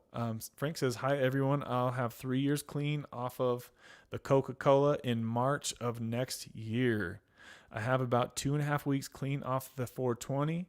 My girl has over a month being on Suboxone. Wow, dude, you've got a lot going on over there, Frank. Thanks for sharing with us, my friend.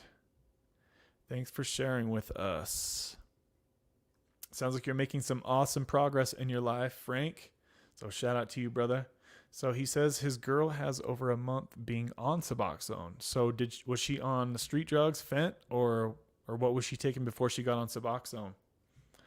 Good to hear some updates from some new people here, guys. Look, we got some more new people. It says, what is that? What is what, FRL? Good to see new people in here, guys. Jerry says, Kev, any changes on how you're feeling? I think I have very minor aches and pains and a little loss of sleep.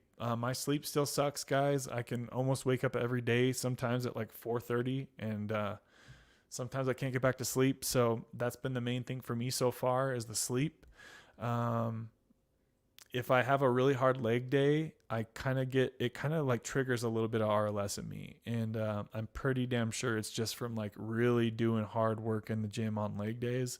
So if you guys are going to be going into withdrawal or you're in withdrawal, be really careful if you're into fitness and working out, Be really careful on leg days, because if you push yourself really hard, it's going to make the RLS seem way worse. And I know that from experience going through Suboxone withdrawal, and also just kind of how I've been feeling lately. So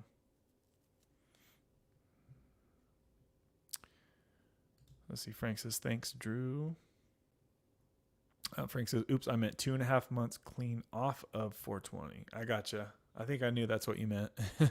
Oh, no, you said 2 weeks earlier. Okay, so 2 months. 12 milligrams a day. 12 milligrams a day. I feel good most days. Only days that really bother me is when I catch a cold or flu or get sick. So are you on 24 milligrams then, Drew? Is that what you mean?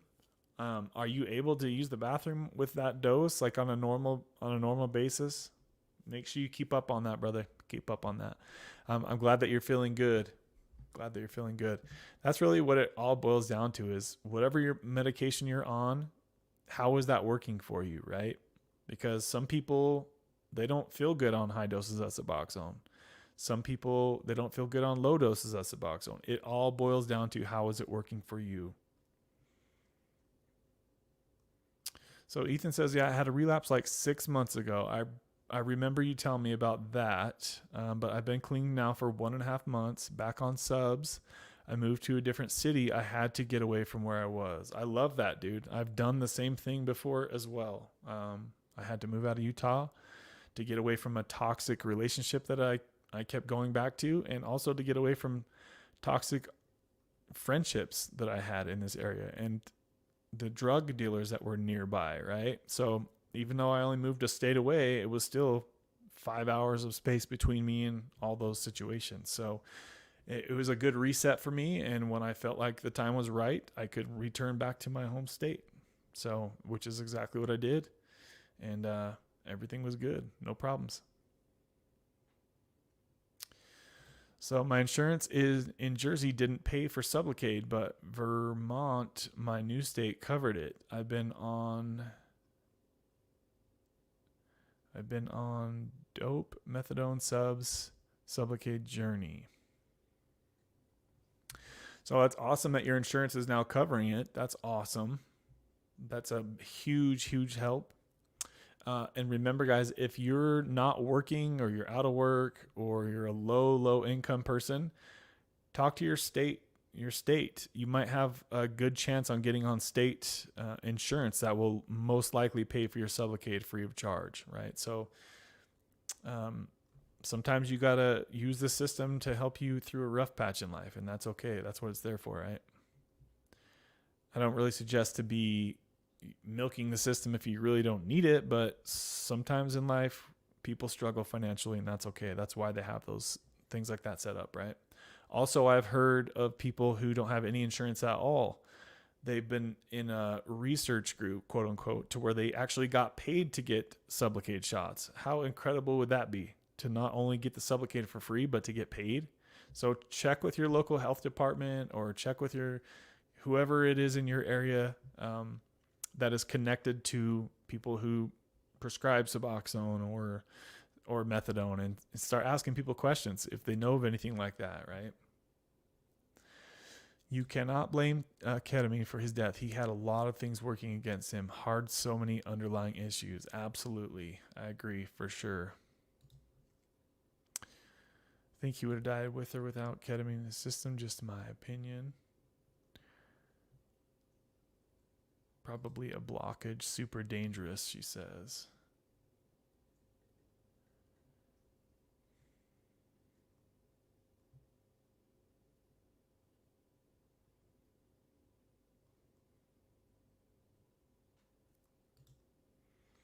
I took softeners for a year on opioids, so I don't take them now. I go maybe twice a week. So are you doing a lot of liquid diets, Kimmy, or what? Are you saying you only go poo twice a week? I'm sorry to say that. It sounds so weird saying that. Speaking of poo, I need to. Haven't been able to. So that kind of trips me out, slow-mo, because if your kratom levels are really low and you're off Suboxone, and your body should want to start clearing out very soon if it hasn't yet. You should go through, there should be some days coming soon to where you're going to the bathroom like 3, 4, 5 times a day and your guts are clearing out fully and things start to get a little runny. That's when you know you're going into withdrawal, right? Is when you start hitting the bathroom and you clear out your guts with ease.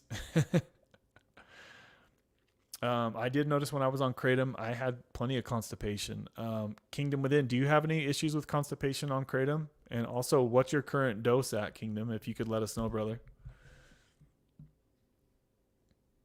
Also, Kingdom, if you could tell Slow-Mo, the last time you came off of kratom, what dose did you come off at, and how bad was the withdrawal? Because I remember you were telling us that you had a really bad withdrawal, even from a low dose of kratom. If you can give us a quick snapshot of what that was like, just so he can have more information, right? The more information he has, the more experiences he can hear, the better the decision that he can make for him.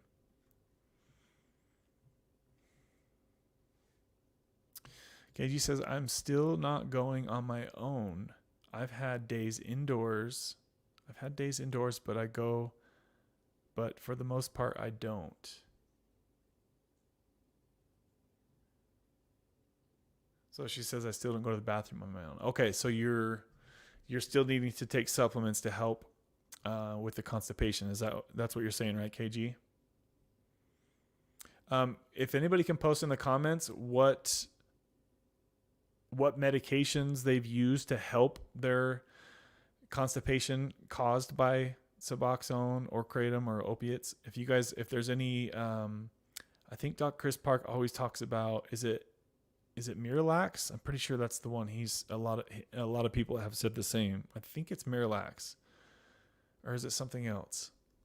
I know there's a lot of over-the-counter medications that can really, really help keep your body moving stuff, right?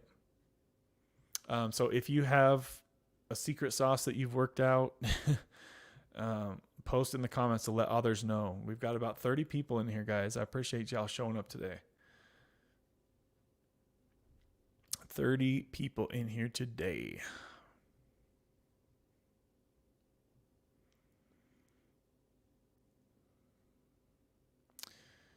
So here we go. So Kingdom says, Kimmy, can you please recommend a softener? So for me, I just got at Walmart, it just says stool softener, generic stool softener. And I just take 1 or 2 of those before bed the night before. And then the next morning I would wake up, drink some water and go for a short walk. And then it would help me go almost instantly at that point. But you really got to read not instructions. You got to read the directions, because sometimes they say that don't have dairy before X amount of time. And I've done that before, and you don't want that to happen because it was a lot of stomach pain. So read the directions on whatever you guys end up deciding to use for this to help.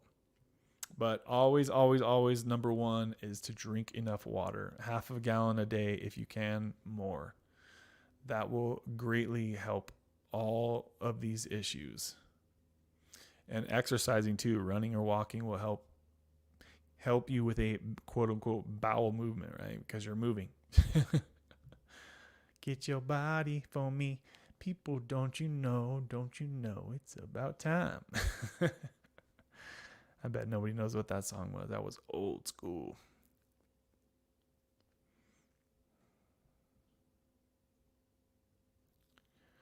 So currently I'm about 15 minutes behind in the comments. Guys, be patient with me. I'm working on it.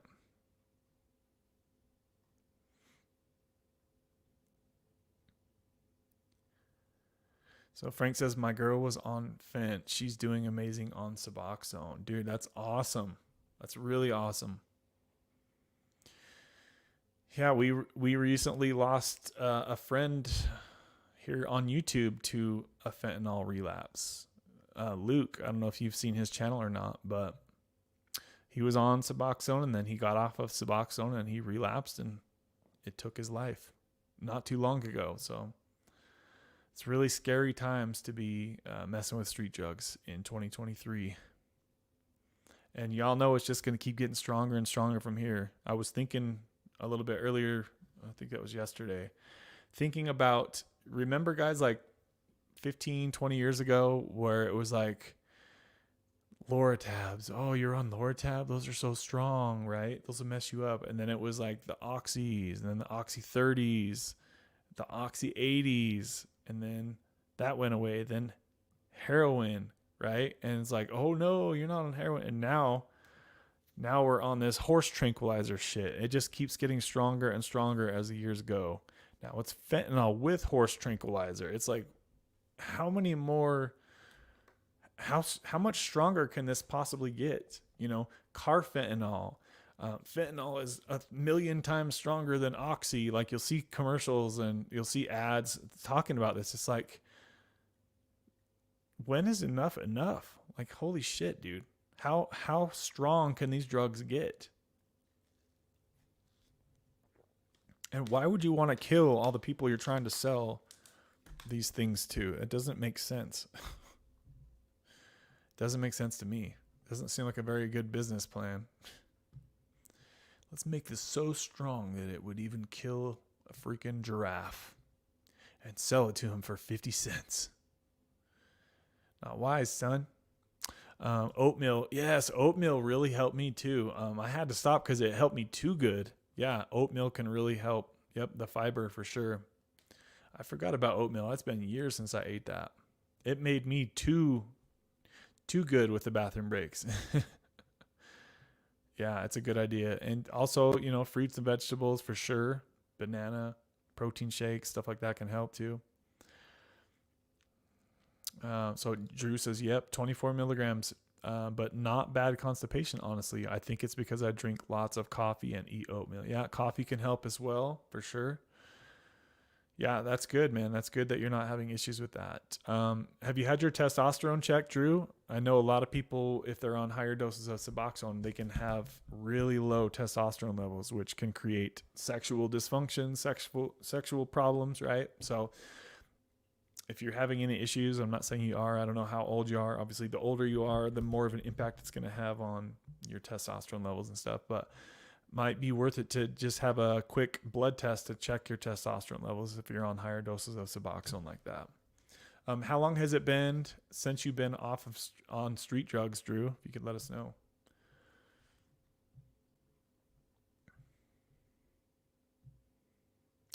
Fiber is great, but depending on can make the issue, it can make the issue worse. Cool. I'm 5.5 hours away from my city. So you think it's possible one day to return? Absolutely, Ethan, for sure. Yep. How did you know that you were ready to go back to Utah?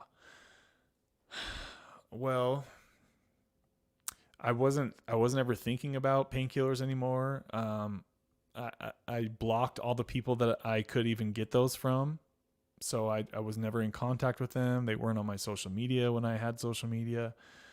And I just was like, I was just over that part of my life. And today, where the drugs are so strong, you know that you're just a relapse away from possible death, right? So I would use the paranoia and that's how I look at it now to this day. I'm like, I'm way too paranoid to relapse because we've seen what just happened to Luke, right? It just killed him from a relapse.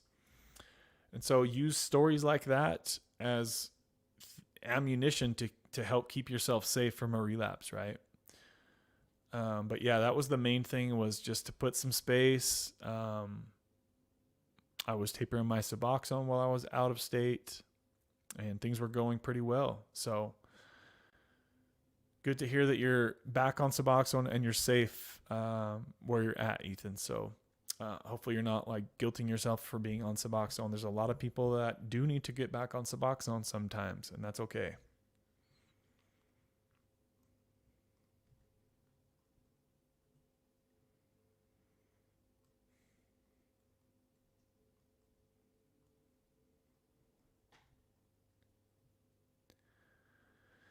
So Homemaker Calling says, use chia seeds in pancakes and smoothies.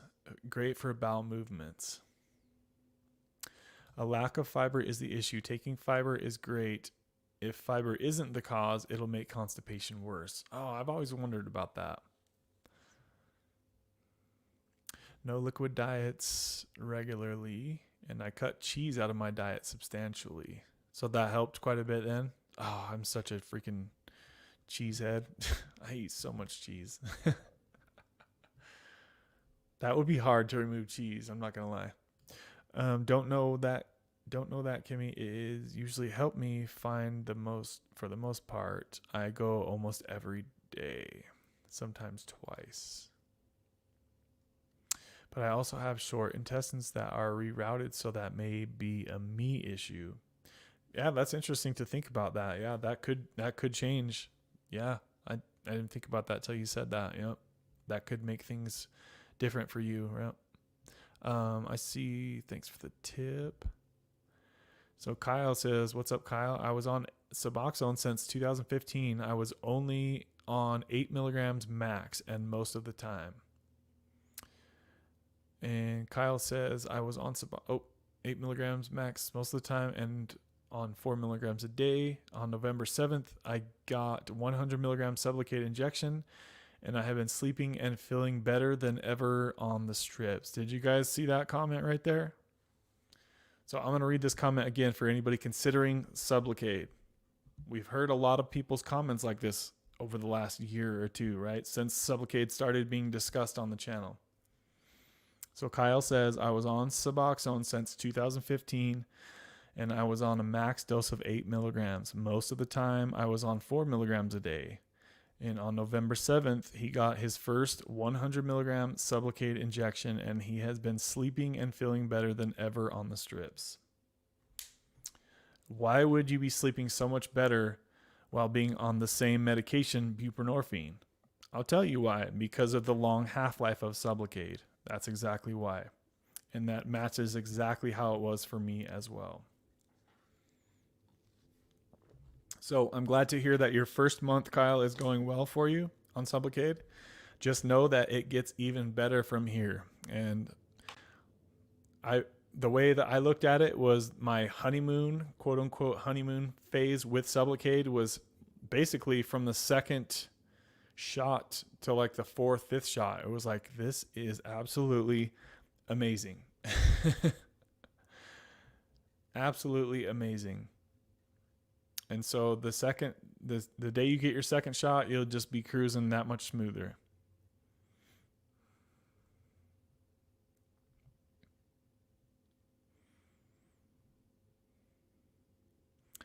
Peter K. Look at all the new people in here today, guys. I appreciate y'all that have been sharing this channel to get some new people in here, and everybody who's smashed the like button to let others know we're in here hanging out. I appreciate the new people and you guys coming in here and dropping questions and comments. I love that, guys. I love that. I love interacting with new people and also the old school crew as well. So Peter says, I just got diagnosed with severe sleep apnea. I have been on Suboxone for 15 years. Long-term sub-use can cause swelling of the throat. I wonder if anyone has experienced this. I have a lot of experience with everything that you just talked about. I'll give you a couple of tips, Peter, if I may.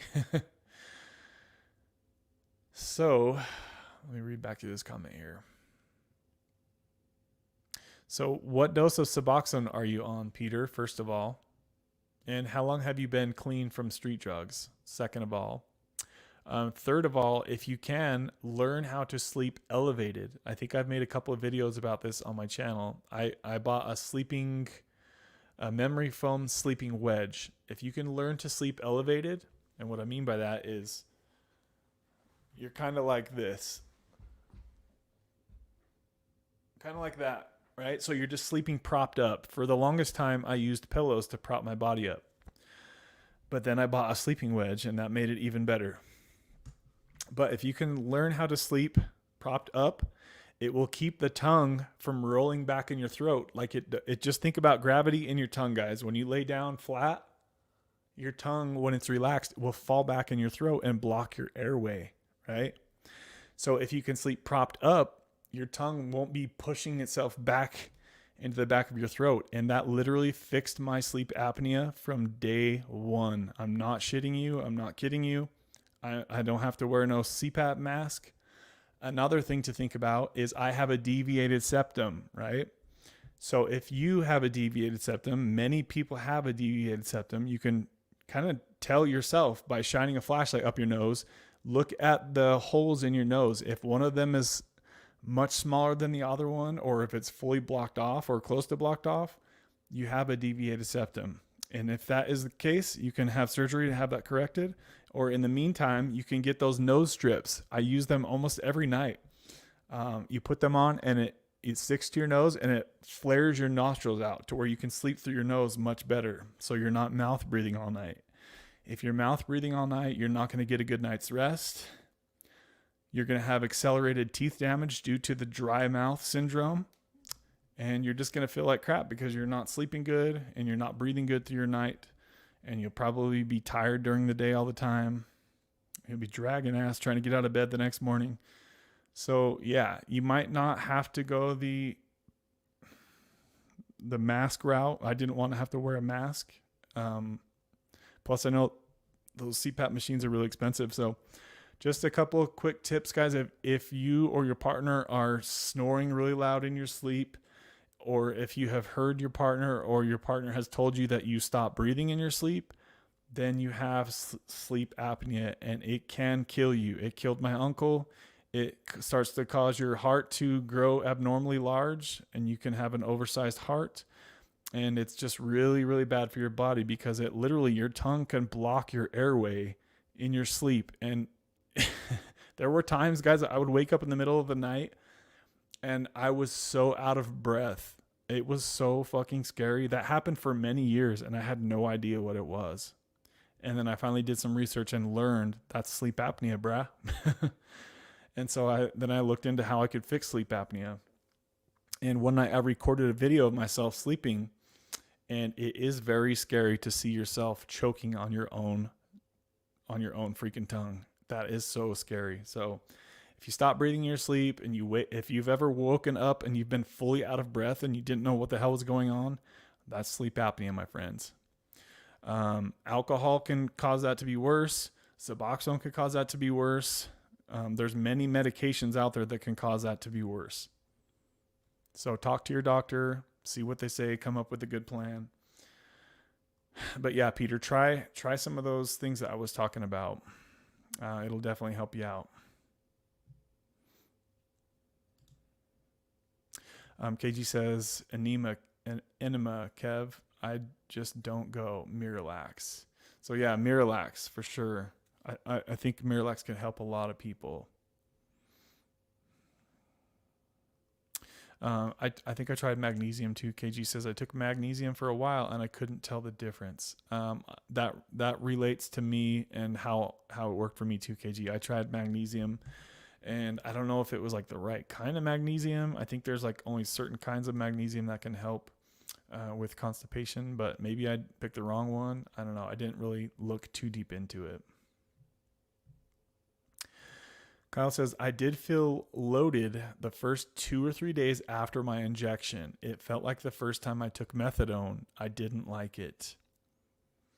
So yeah, guys, that's why I always stress that you guys understand the transition doses and you talk to your doctor about the transition doses from Suboxone to Sublocade. Because things like that can happen if the dose, even if you come up with a great plan and your doctor understands how the transition process works and what to expect, even in certain circumstances, that could still happen, right? For me, that really only happened. I had that over medicated feeling on the first day at hour 6 after my first shot. It hit me really hard and it was like an hour or two. I felt really over medicated, but then my body adjusted really quickly. And I was totally fine from there. So yeah, there can be some complications from Sublocade, and that is what I would consider a complication. It's just like when it fully kicks in your system, if your body's not used to a higher dose of bupe, then it can feel overwhelming and it can make you have a migraine. It can make you feel sick. It can make you feel high, whatever it is, right? It can just make you feel uncomfortable. But if that happens, guys, just be patient and know that feeling will go away. hopefully sooner than later. And it's not going to stay like that forever. Your body is constantly adjusting to the steady medication release, right?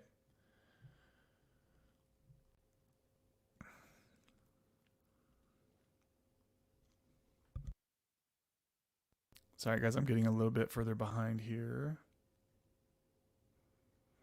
So Kingdom says, yes, I do. My bowel movements have been off, and I go like every 3 to 4 days. And when I do, it's never soft, always hard. Yeah, dude. So yeah, 3 to 4 days, guys. Like that's kind of the point where it's starting to get a little scary, right? Definitely make sure. I think I talked to Dr. Chris Park about this and what his thoughts were as far as like being a doctor. I think he said you really try not to, if you can, try to go at least every other day. But yeah, if you start getting 3 to 4 days between poos, guys, probably want to make an adjustment to either your medication, and that could be lowering your dose of whatever it is you're taking, or it can be to add a supplement in, a fiber supplement, or Miralax that we've been talking about, right? Because if at all possible, in an ideal world, you're going every day, right? And having a pretty normal looking poo, a smooth daddy.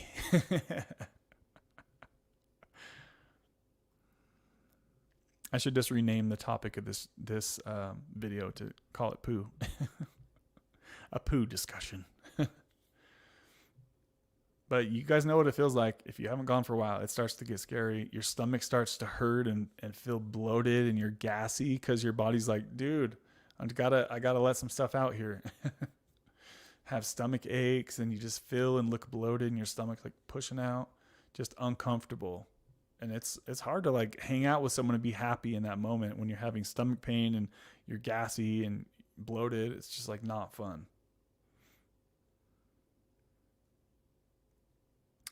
So Kingdom says, I just learned that I need to drink much more water than I already am. I appreciate this community for the tips, for the help, tips, and support when it comes to this recovery community. Absolutely, dude. Yes, for sure. You're welcome. We're glad to have you here, my friend. Yeah, I would say, if you're on kratom still, try to get about a half a gallon of water a day. Maybe get those little gallon containers. That's what I drink out of every day. Just drink at least half of it a day if you can. And that'll help for sure. It's like look at how many people we're hearing, guys, that we're just talking about this. Look how many people we're hearing that have struggled with or are still struggling with constipation from these medications. There's a lot. It's very, very rare to have somebody on Suboxone or on kratom or on whatever else, methadone, and not have issues. So if that's you, then consider yourself lucky, because look how many people we're hearing are having issues with this stuff.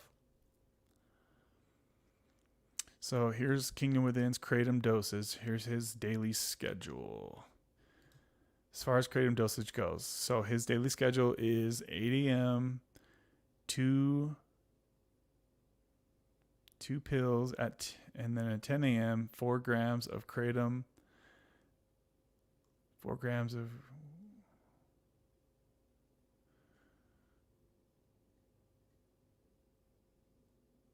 So at 8 a.m. he takes 2 kratom pills, and then at 10 a.m. he takes 4 grams of kratom, and then at 4 p.m. he takes 4 grams of kratom, and then at 10 p.m. he takes 4 grams of kratom, and then at 12 a.m. he takes 2 kratom pills.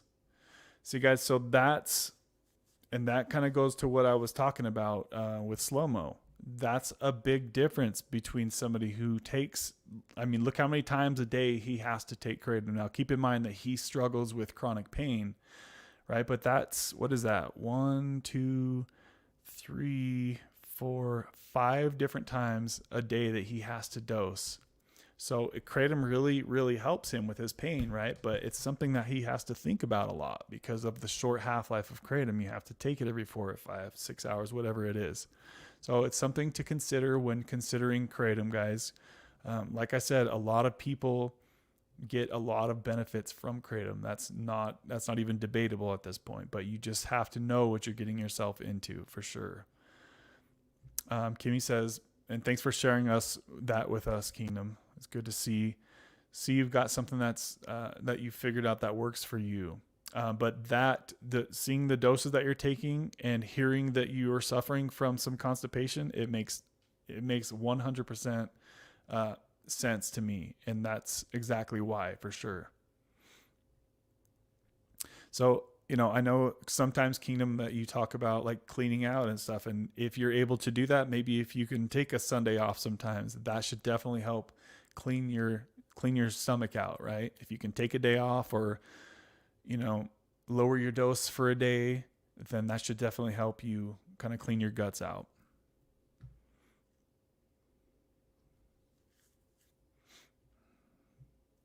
Soda absolutely wrecks me, though. I never did before opiates. So it's like my bowels just don't work. It's not hard.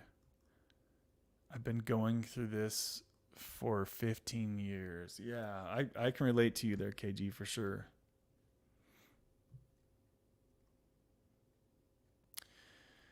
Yeah, many people who struggle with this opiate addiction, guys, it's a 10, 20, 30-year battle that we've had to go through, right? So if you're somebody who's in here just wondering what the hell we're talking about, and you haven't dabbled with opiates or painkillers, or consider yourself lucky and consider yourself warned, because there are many, many people on this channel that once they got into their opiate addiction, and mine was all started from this little bump right here, that's my collarbone poking out. That's not normal.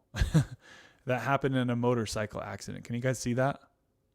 This used to be perfectly smooth right here, and now my collarbone like janky as fuck because I got in a motorcycle accident. And that's what started my opiate addiction when I was 22 years old, and now I'm 42 years old. So here we are, 20 years, because I got in a motorcycle accident and I started messing with painkillers. So don't go down the road that I went, if at all possible, if it's not too late. And this is, my addiction was when the drugs were actually real and they weren't fentanyl that was just knocking people off like flies. So now you have that whole aspect of addiction. Really scary stuff.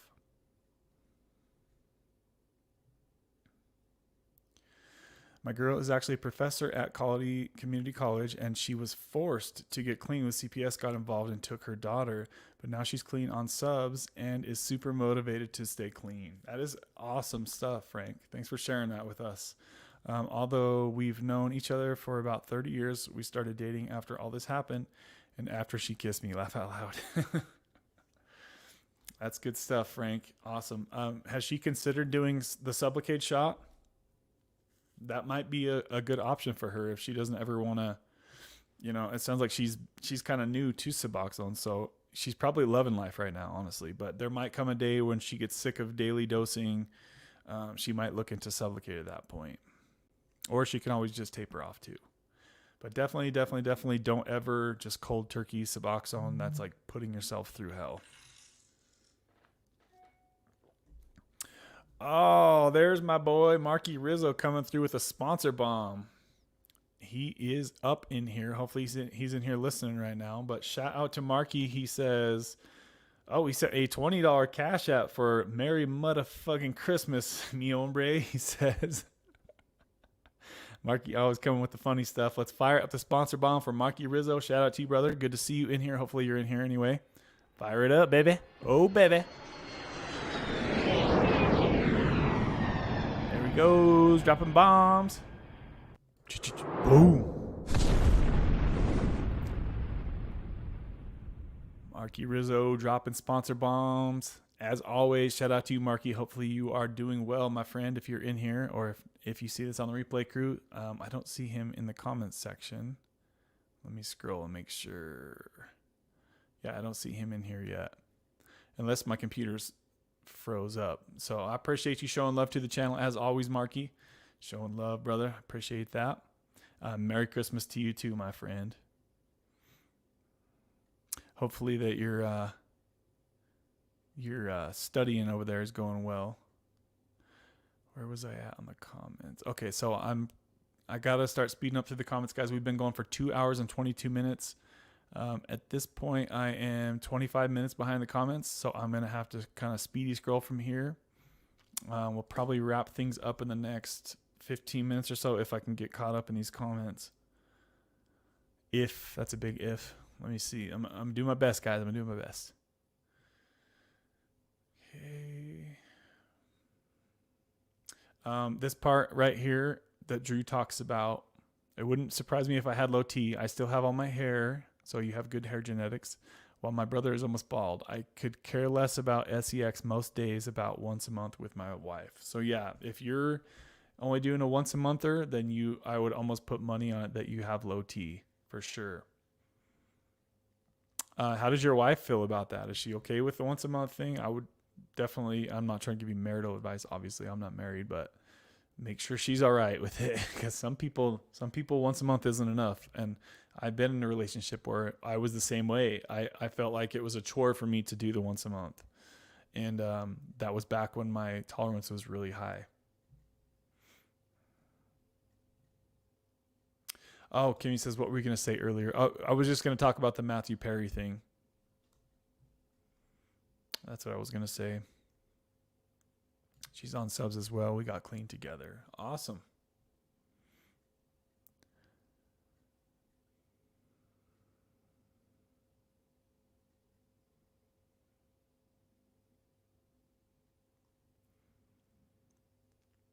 The drive is definitely there. I think it affects her way more than me and can be frustrating at times. Yeah, I've heard the same thing for women, that Suboxone kills their sex drive as well. So that would make things even more complicating, right?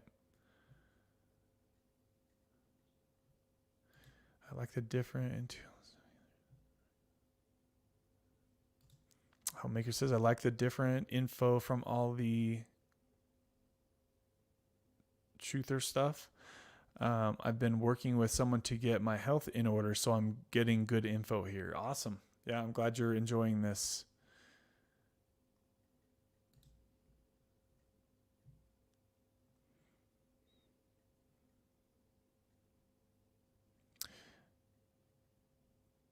I have mild sleep apnea and a deviated septum as well. Yep. So if you have a deviated septum, guys, I'm telling you, go to the store and get those things that you put on, those little nose. It goes on, it sticks on, and it flares your nostrils out. You will sleep a lot better if you're able to breathe through both nostrils, for sure. Try it out, guys. I promise you, you won't be mad. I have a mouth guard, Kev. It has helped with sleep apnea. I have never tried that. That's good to know that works for you, though. I might have to try that someday.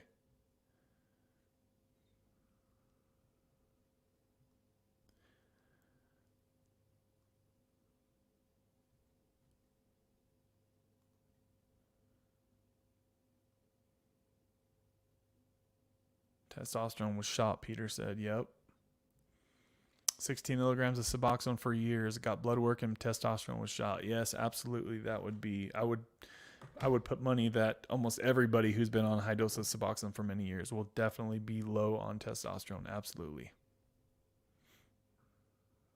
Sleeping upright helped me, Drew said. Yep. Yeah, I mean, upright, that sounds pretty challenging to be able to sleep upright. But like I said, if you can sleep even elevated, like this angle, it will definitely help your sleep apnea. Peter was put on testosterone for it. Yep.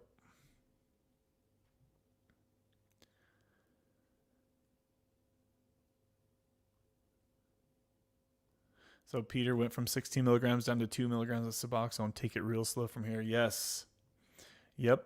You can get down from a high dose of Suboxone down to 2 milligrams pretty easily for most people. It starts to get more challenging once you get under the 2 milligrams, especially under the 1 milligram mark. And be sure that you guys taper yourself down to a really low dose. Most people try to taper down to at least a quarter of 1 milligram before they get off. A lot of people don't know this information, and they find out the hard way, and they're wondering what the hell's wrong, what's going on, why do they feel so off? It's because of even Suboxone at low dose is still a pretty strong dose, all things considered. So there is still a withdrawal. So I always tell people, try to plan out a good amount of time to where you can do a long, slow, steady taper, because if you rush it, it can backfire. It's backfired on me many times when I've tried to rush it. The main part about Suboxone tapering is the last part.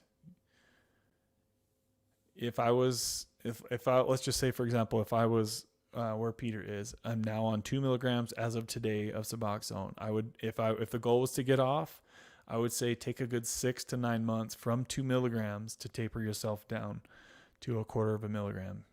Bring yourself down slow and steady like a plane.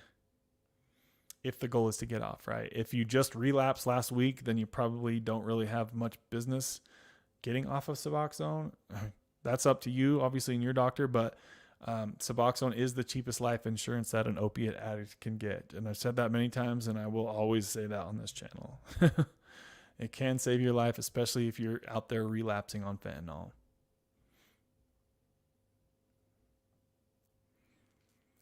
Damn, Kimmy. She says she's went 10 days without pooing, never had stomach pain. Oh my gosh. That sounds so scary.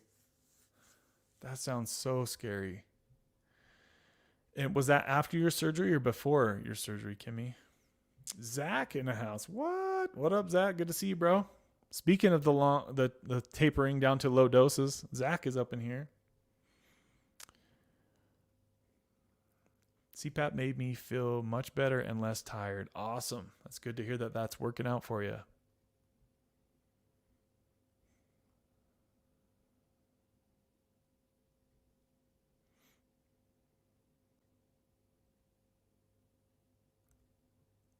Yeah, definitely lucky for no pain after 10 days. That's definitely lucky.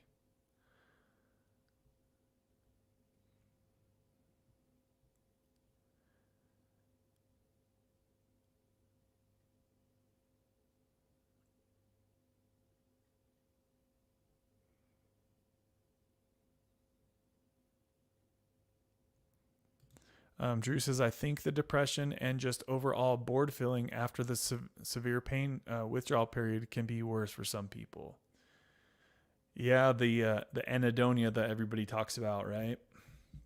Because your dopamine is at an all-time low because you're not being supplemented dopamine through your drug use, right? It just takes some time for your body to adjust to the new norm and for your body to start making the natural happy feelings again, right? And so some people, they go 2, 4, 6 weeks off of whatever it is they come off, and they're like, dude, I still feel like shit. It's because you've been on this medication a long time. It's kept your body pushed down for a long time, or artificially supplemented up, right? And so your body has to recalibrate itself, and it takes time sometimes. Zach says, I was a 24 span on opiates. So glad it's over.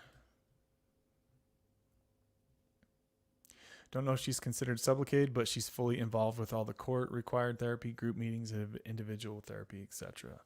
Yeah, it sounds like she's on the right course for sure then, Frank. Sounds like things are really going well for her.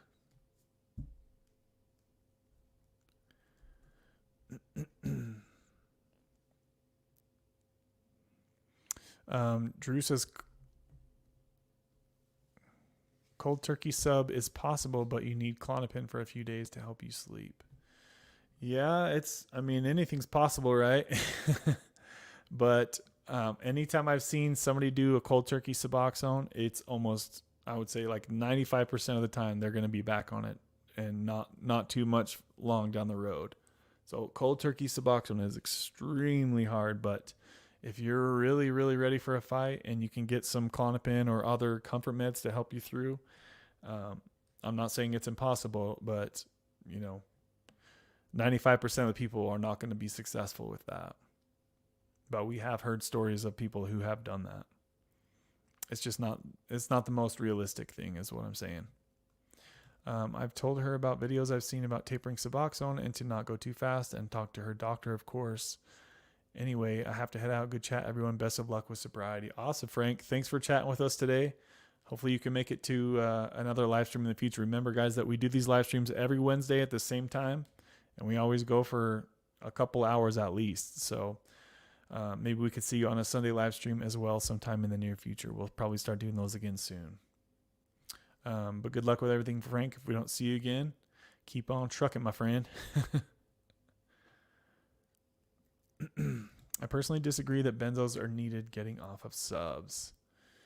Yeah, I don't have a lot of experience with benzos and subs, so I can't say, but I think honestly like the best way to get off subs is to either A, if you have the insurance to pay for Sublocade, that's a great option, or B, just taper yourself off down to a low dose and bring yourself down slow and steady, right? There's other ways to do it for sure. Some people don't need to do a long, slow taper, but most people do.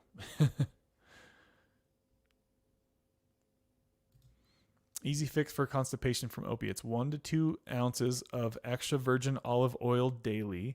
Get a bottle with dark glass, and that has a production date and expiration date.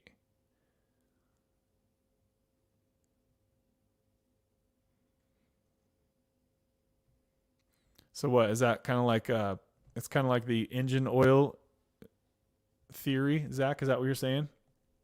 Just kind of lubricate your guts, or what? I don't know if I've ever heard about that one.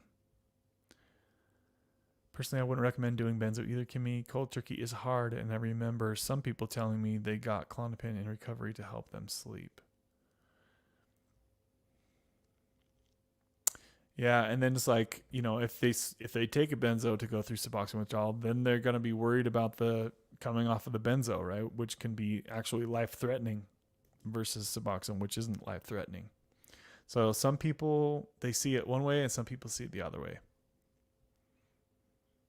But, you know, if you only do it for a few days, then that could definitely help. But I've never personally tried doing that.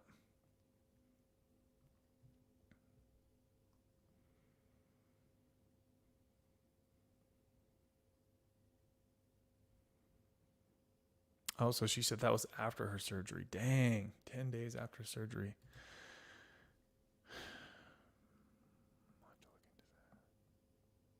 Even after surgery, I went daily on Norco. It wasn't until subs that it got bad, and still an issue now. So even after subs, so when you got off subs, Kimmy, you didn't have like really bad loose stools for a while. See, that was an issue that I had when I came off subs. Is like I was going to the bathroom so many times a day that my poor booty was like, I'm done with this, bro. I can't go once more. It was hurting that bad. I was going to the bathroom that often.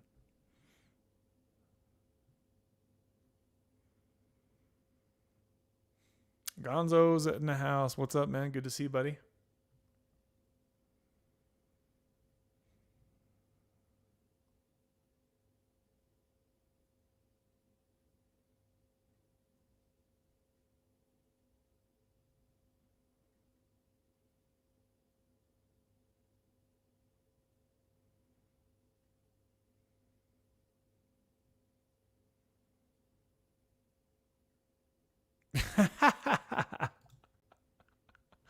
Look at that comment. I have to agree with this.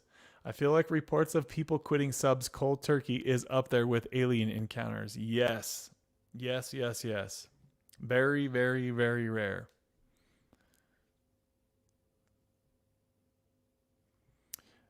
And to add to that comment, I think he means reports of people quitting subs and staying off, right? Because you can cold turkey Suboxone and go 3-4 days and suffer and then hop right back on. That's one thing. But to cold turkey a decent dose of Suboxone and to be successful and to not switch over to something else, another addiction of sorts, that's a very rare specimen we're talking about.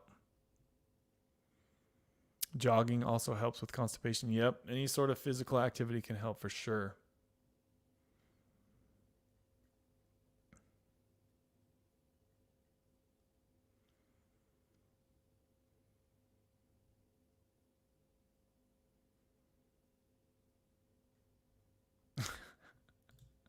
You will go.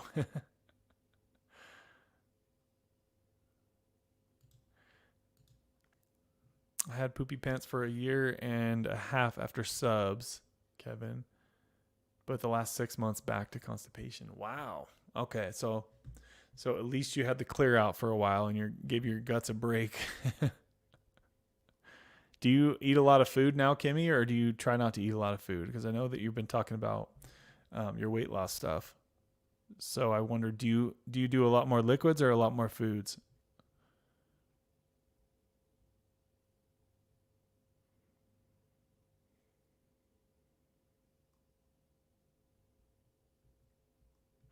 Hey, I got caught up in the live comments. Woo, woo, woo, woo. Yeah, I had to skip some guys, or else I wouldn't have ever got caught up. Let's see where we're at with the likes and how many people we have in here. It looks like we still have 22 people in here hanging out, guys. We're going to probably wrap this baby up in the next 5 minutes or so. And we have some background noise here. What do we got going here? 31 likes, guys. If we can get that baby to 35, I would really appreciate it before we end the stream. That would be awesome if we could hit 35. That's usually about where we end up. So if you haven't smashed the like yet, please do so, guys. I would appreciate you. So Kimmy says about 1,200 calories a day.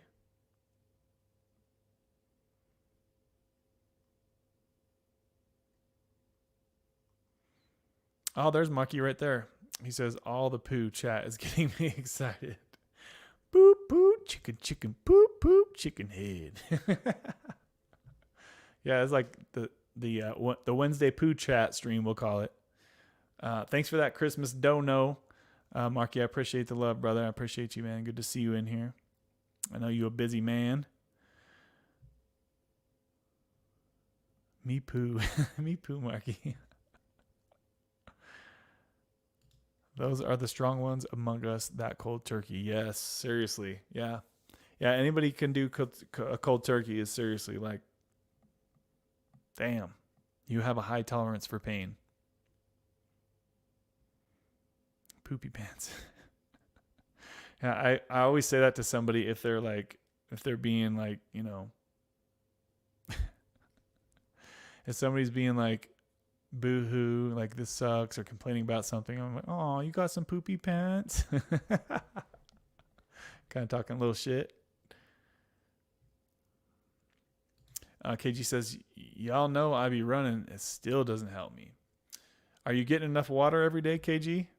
Are you tracking your water? So Kimmy says, Kev, I eat 2 meals a day, mostly protein and green veggies. Sometimes I eat a third meal, but not often.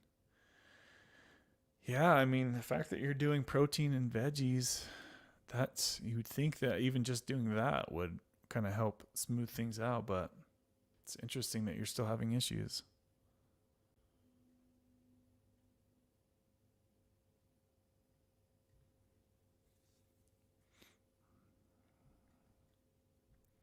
Drew's over here laughing.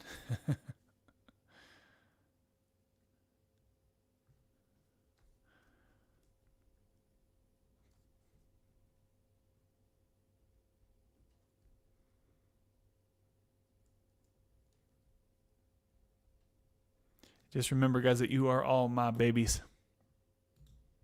I was actually going to do a live stream on last Sunday, but I didn't. Because Seahawks weren't playing until Monday, so I was like, maybe I could do a live stream today, but I was out there driving people around instead.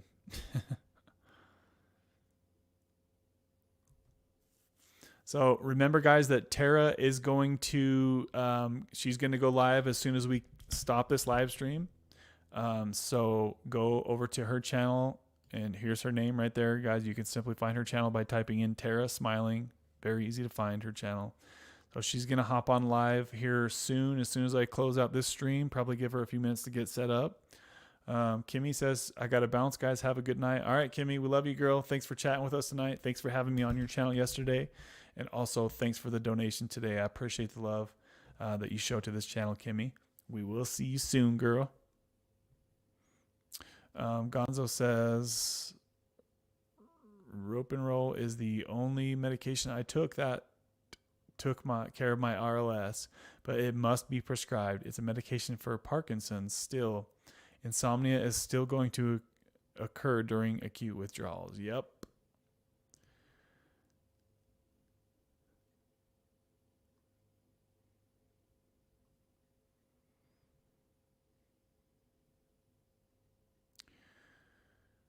Okay, guys, we're going to start wrapping it up here. I'm going to go ahead and thank the sponsors of today's live stream. Super shout out to KG Smith coming through with an amazing $200 Christmas donation to the live stream. I appreciate the love, KG Smith. Thank you for sponsoring today's live stream, baby. Also, shout out to Marky coming through with a donation today, a $20 Cash App donation. Shout out to you, Marky Rizzo, always showing love to the channel.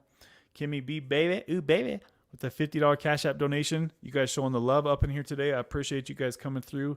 And last but not least, Kingdom Within showing love with a $25 super chat on the live stream, baby. So, shout out to everybody on the channel who smashed the like button and was up in here hanging out, chatting with us. We've gone for 2 hours and 45 minutes. Remember, guys, that Tara is going live as soon as we end here. So if you want the party to continue, if you want to still hang and chill and chat with others, you'll see a good group of these people rolling right over to Tara's channel here shortly. She just posted a link right there. So keep it going, Tara. I'll see if I can stop by and say hello. I got to go get my stinky butt showered, my poopy pants showered. I got to get to the gym here soon, so I might be ghost listening. Let's see. Slow-mo says join him. Kingdom with it. Oh, Kingdom's going live too. So, okay. So it sounds like the after party is going to be on Kingdom Within's channel. Okay. So, they'll let you know on Tara's channel when she's going to wrap up, and then hopefully they'll link up Kingdom Within's channel, and you all can just have a damn good night. I love you guys. I appreciate you guys, and we'll see you all very soon. Let me turn on some chill music on the way out of here, baby. All right, guys, I hope you all have a Merry Christmas, and I'll see you before New Year. Let's see. Let me look at the calendar. So, yeah, have a good Christmas, guys. It's going to be on Monday.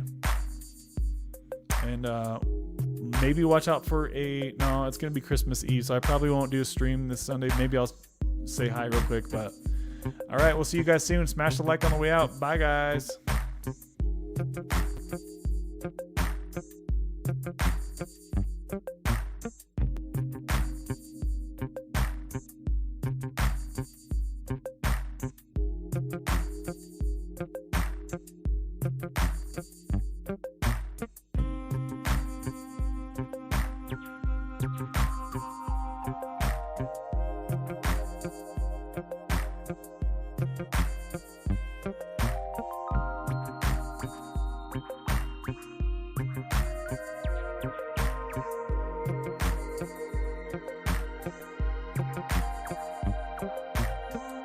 Izzy wanted to say hello. She misses you guys. Say bye. Have a good Christmas, everybody. See you later, alligator. Little cutie. All right, bye, guys.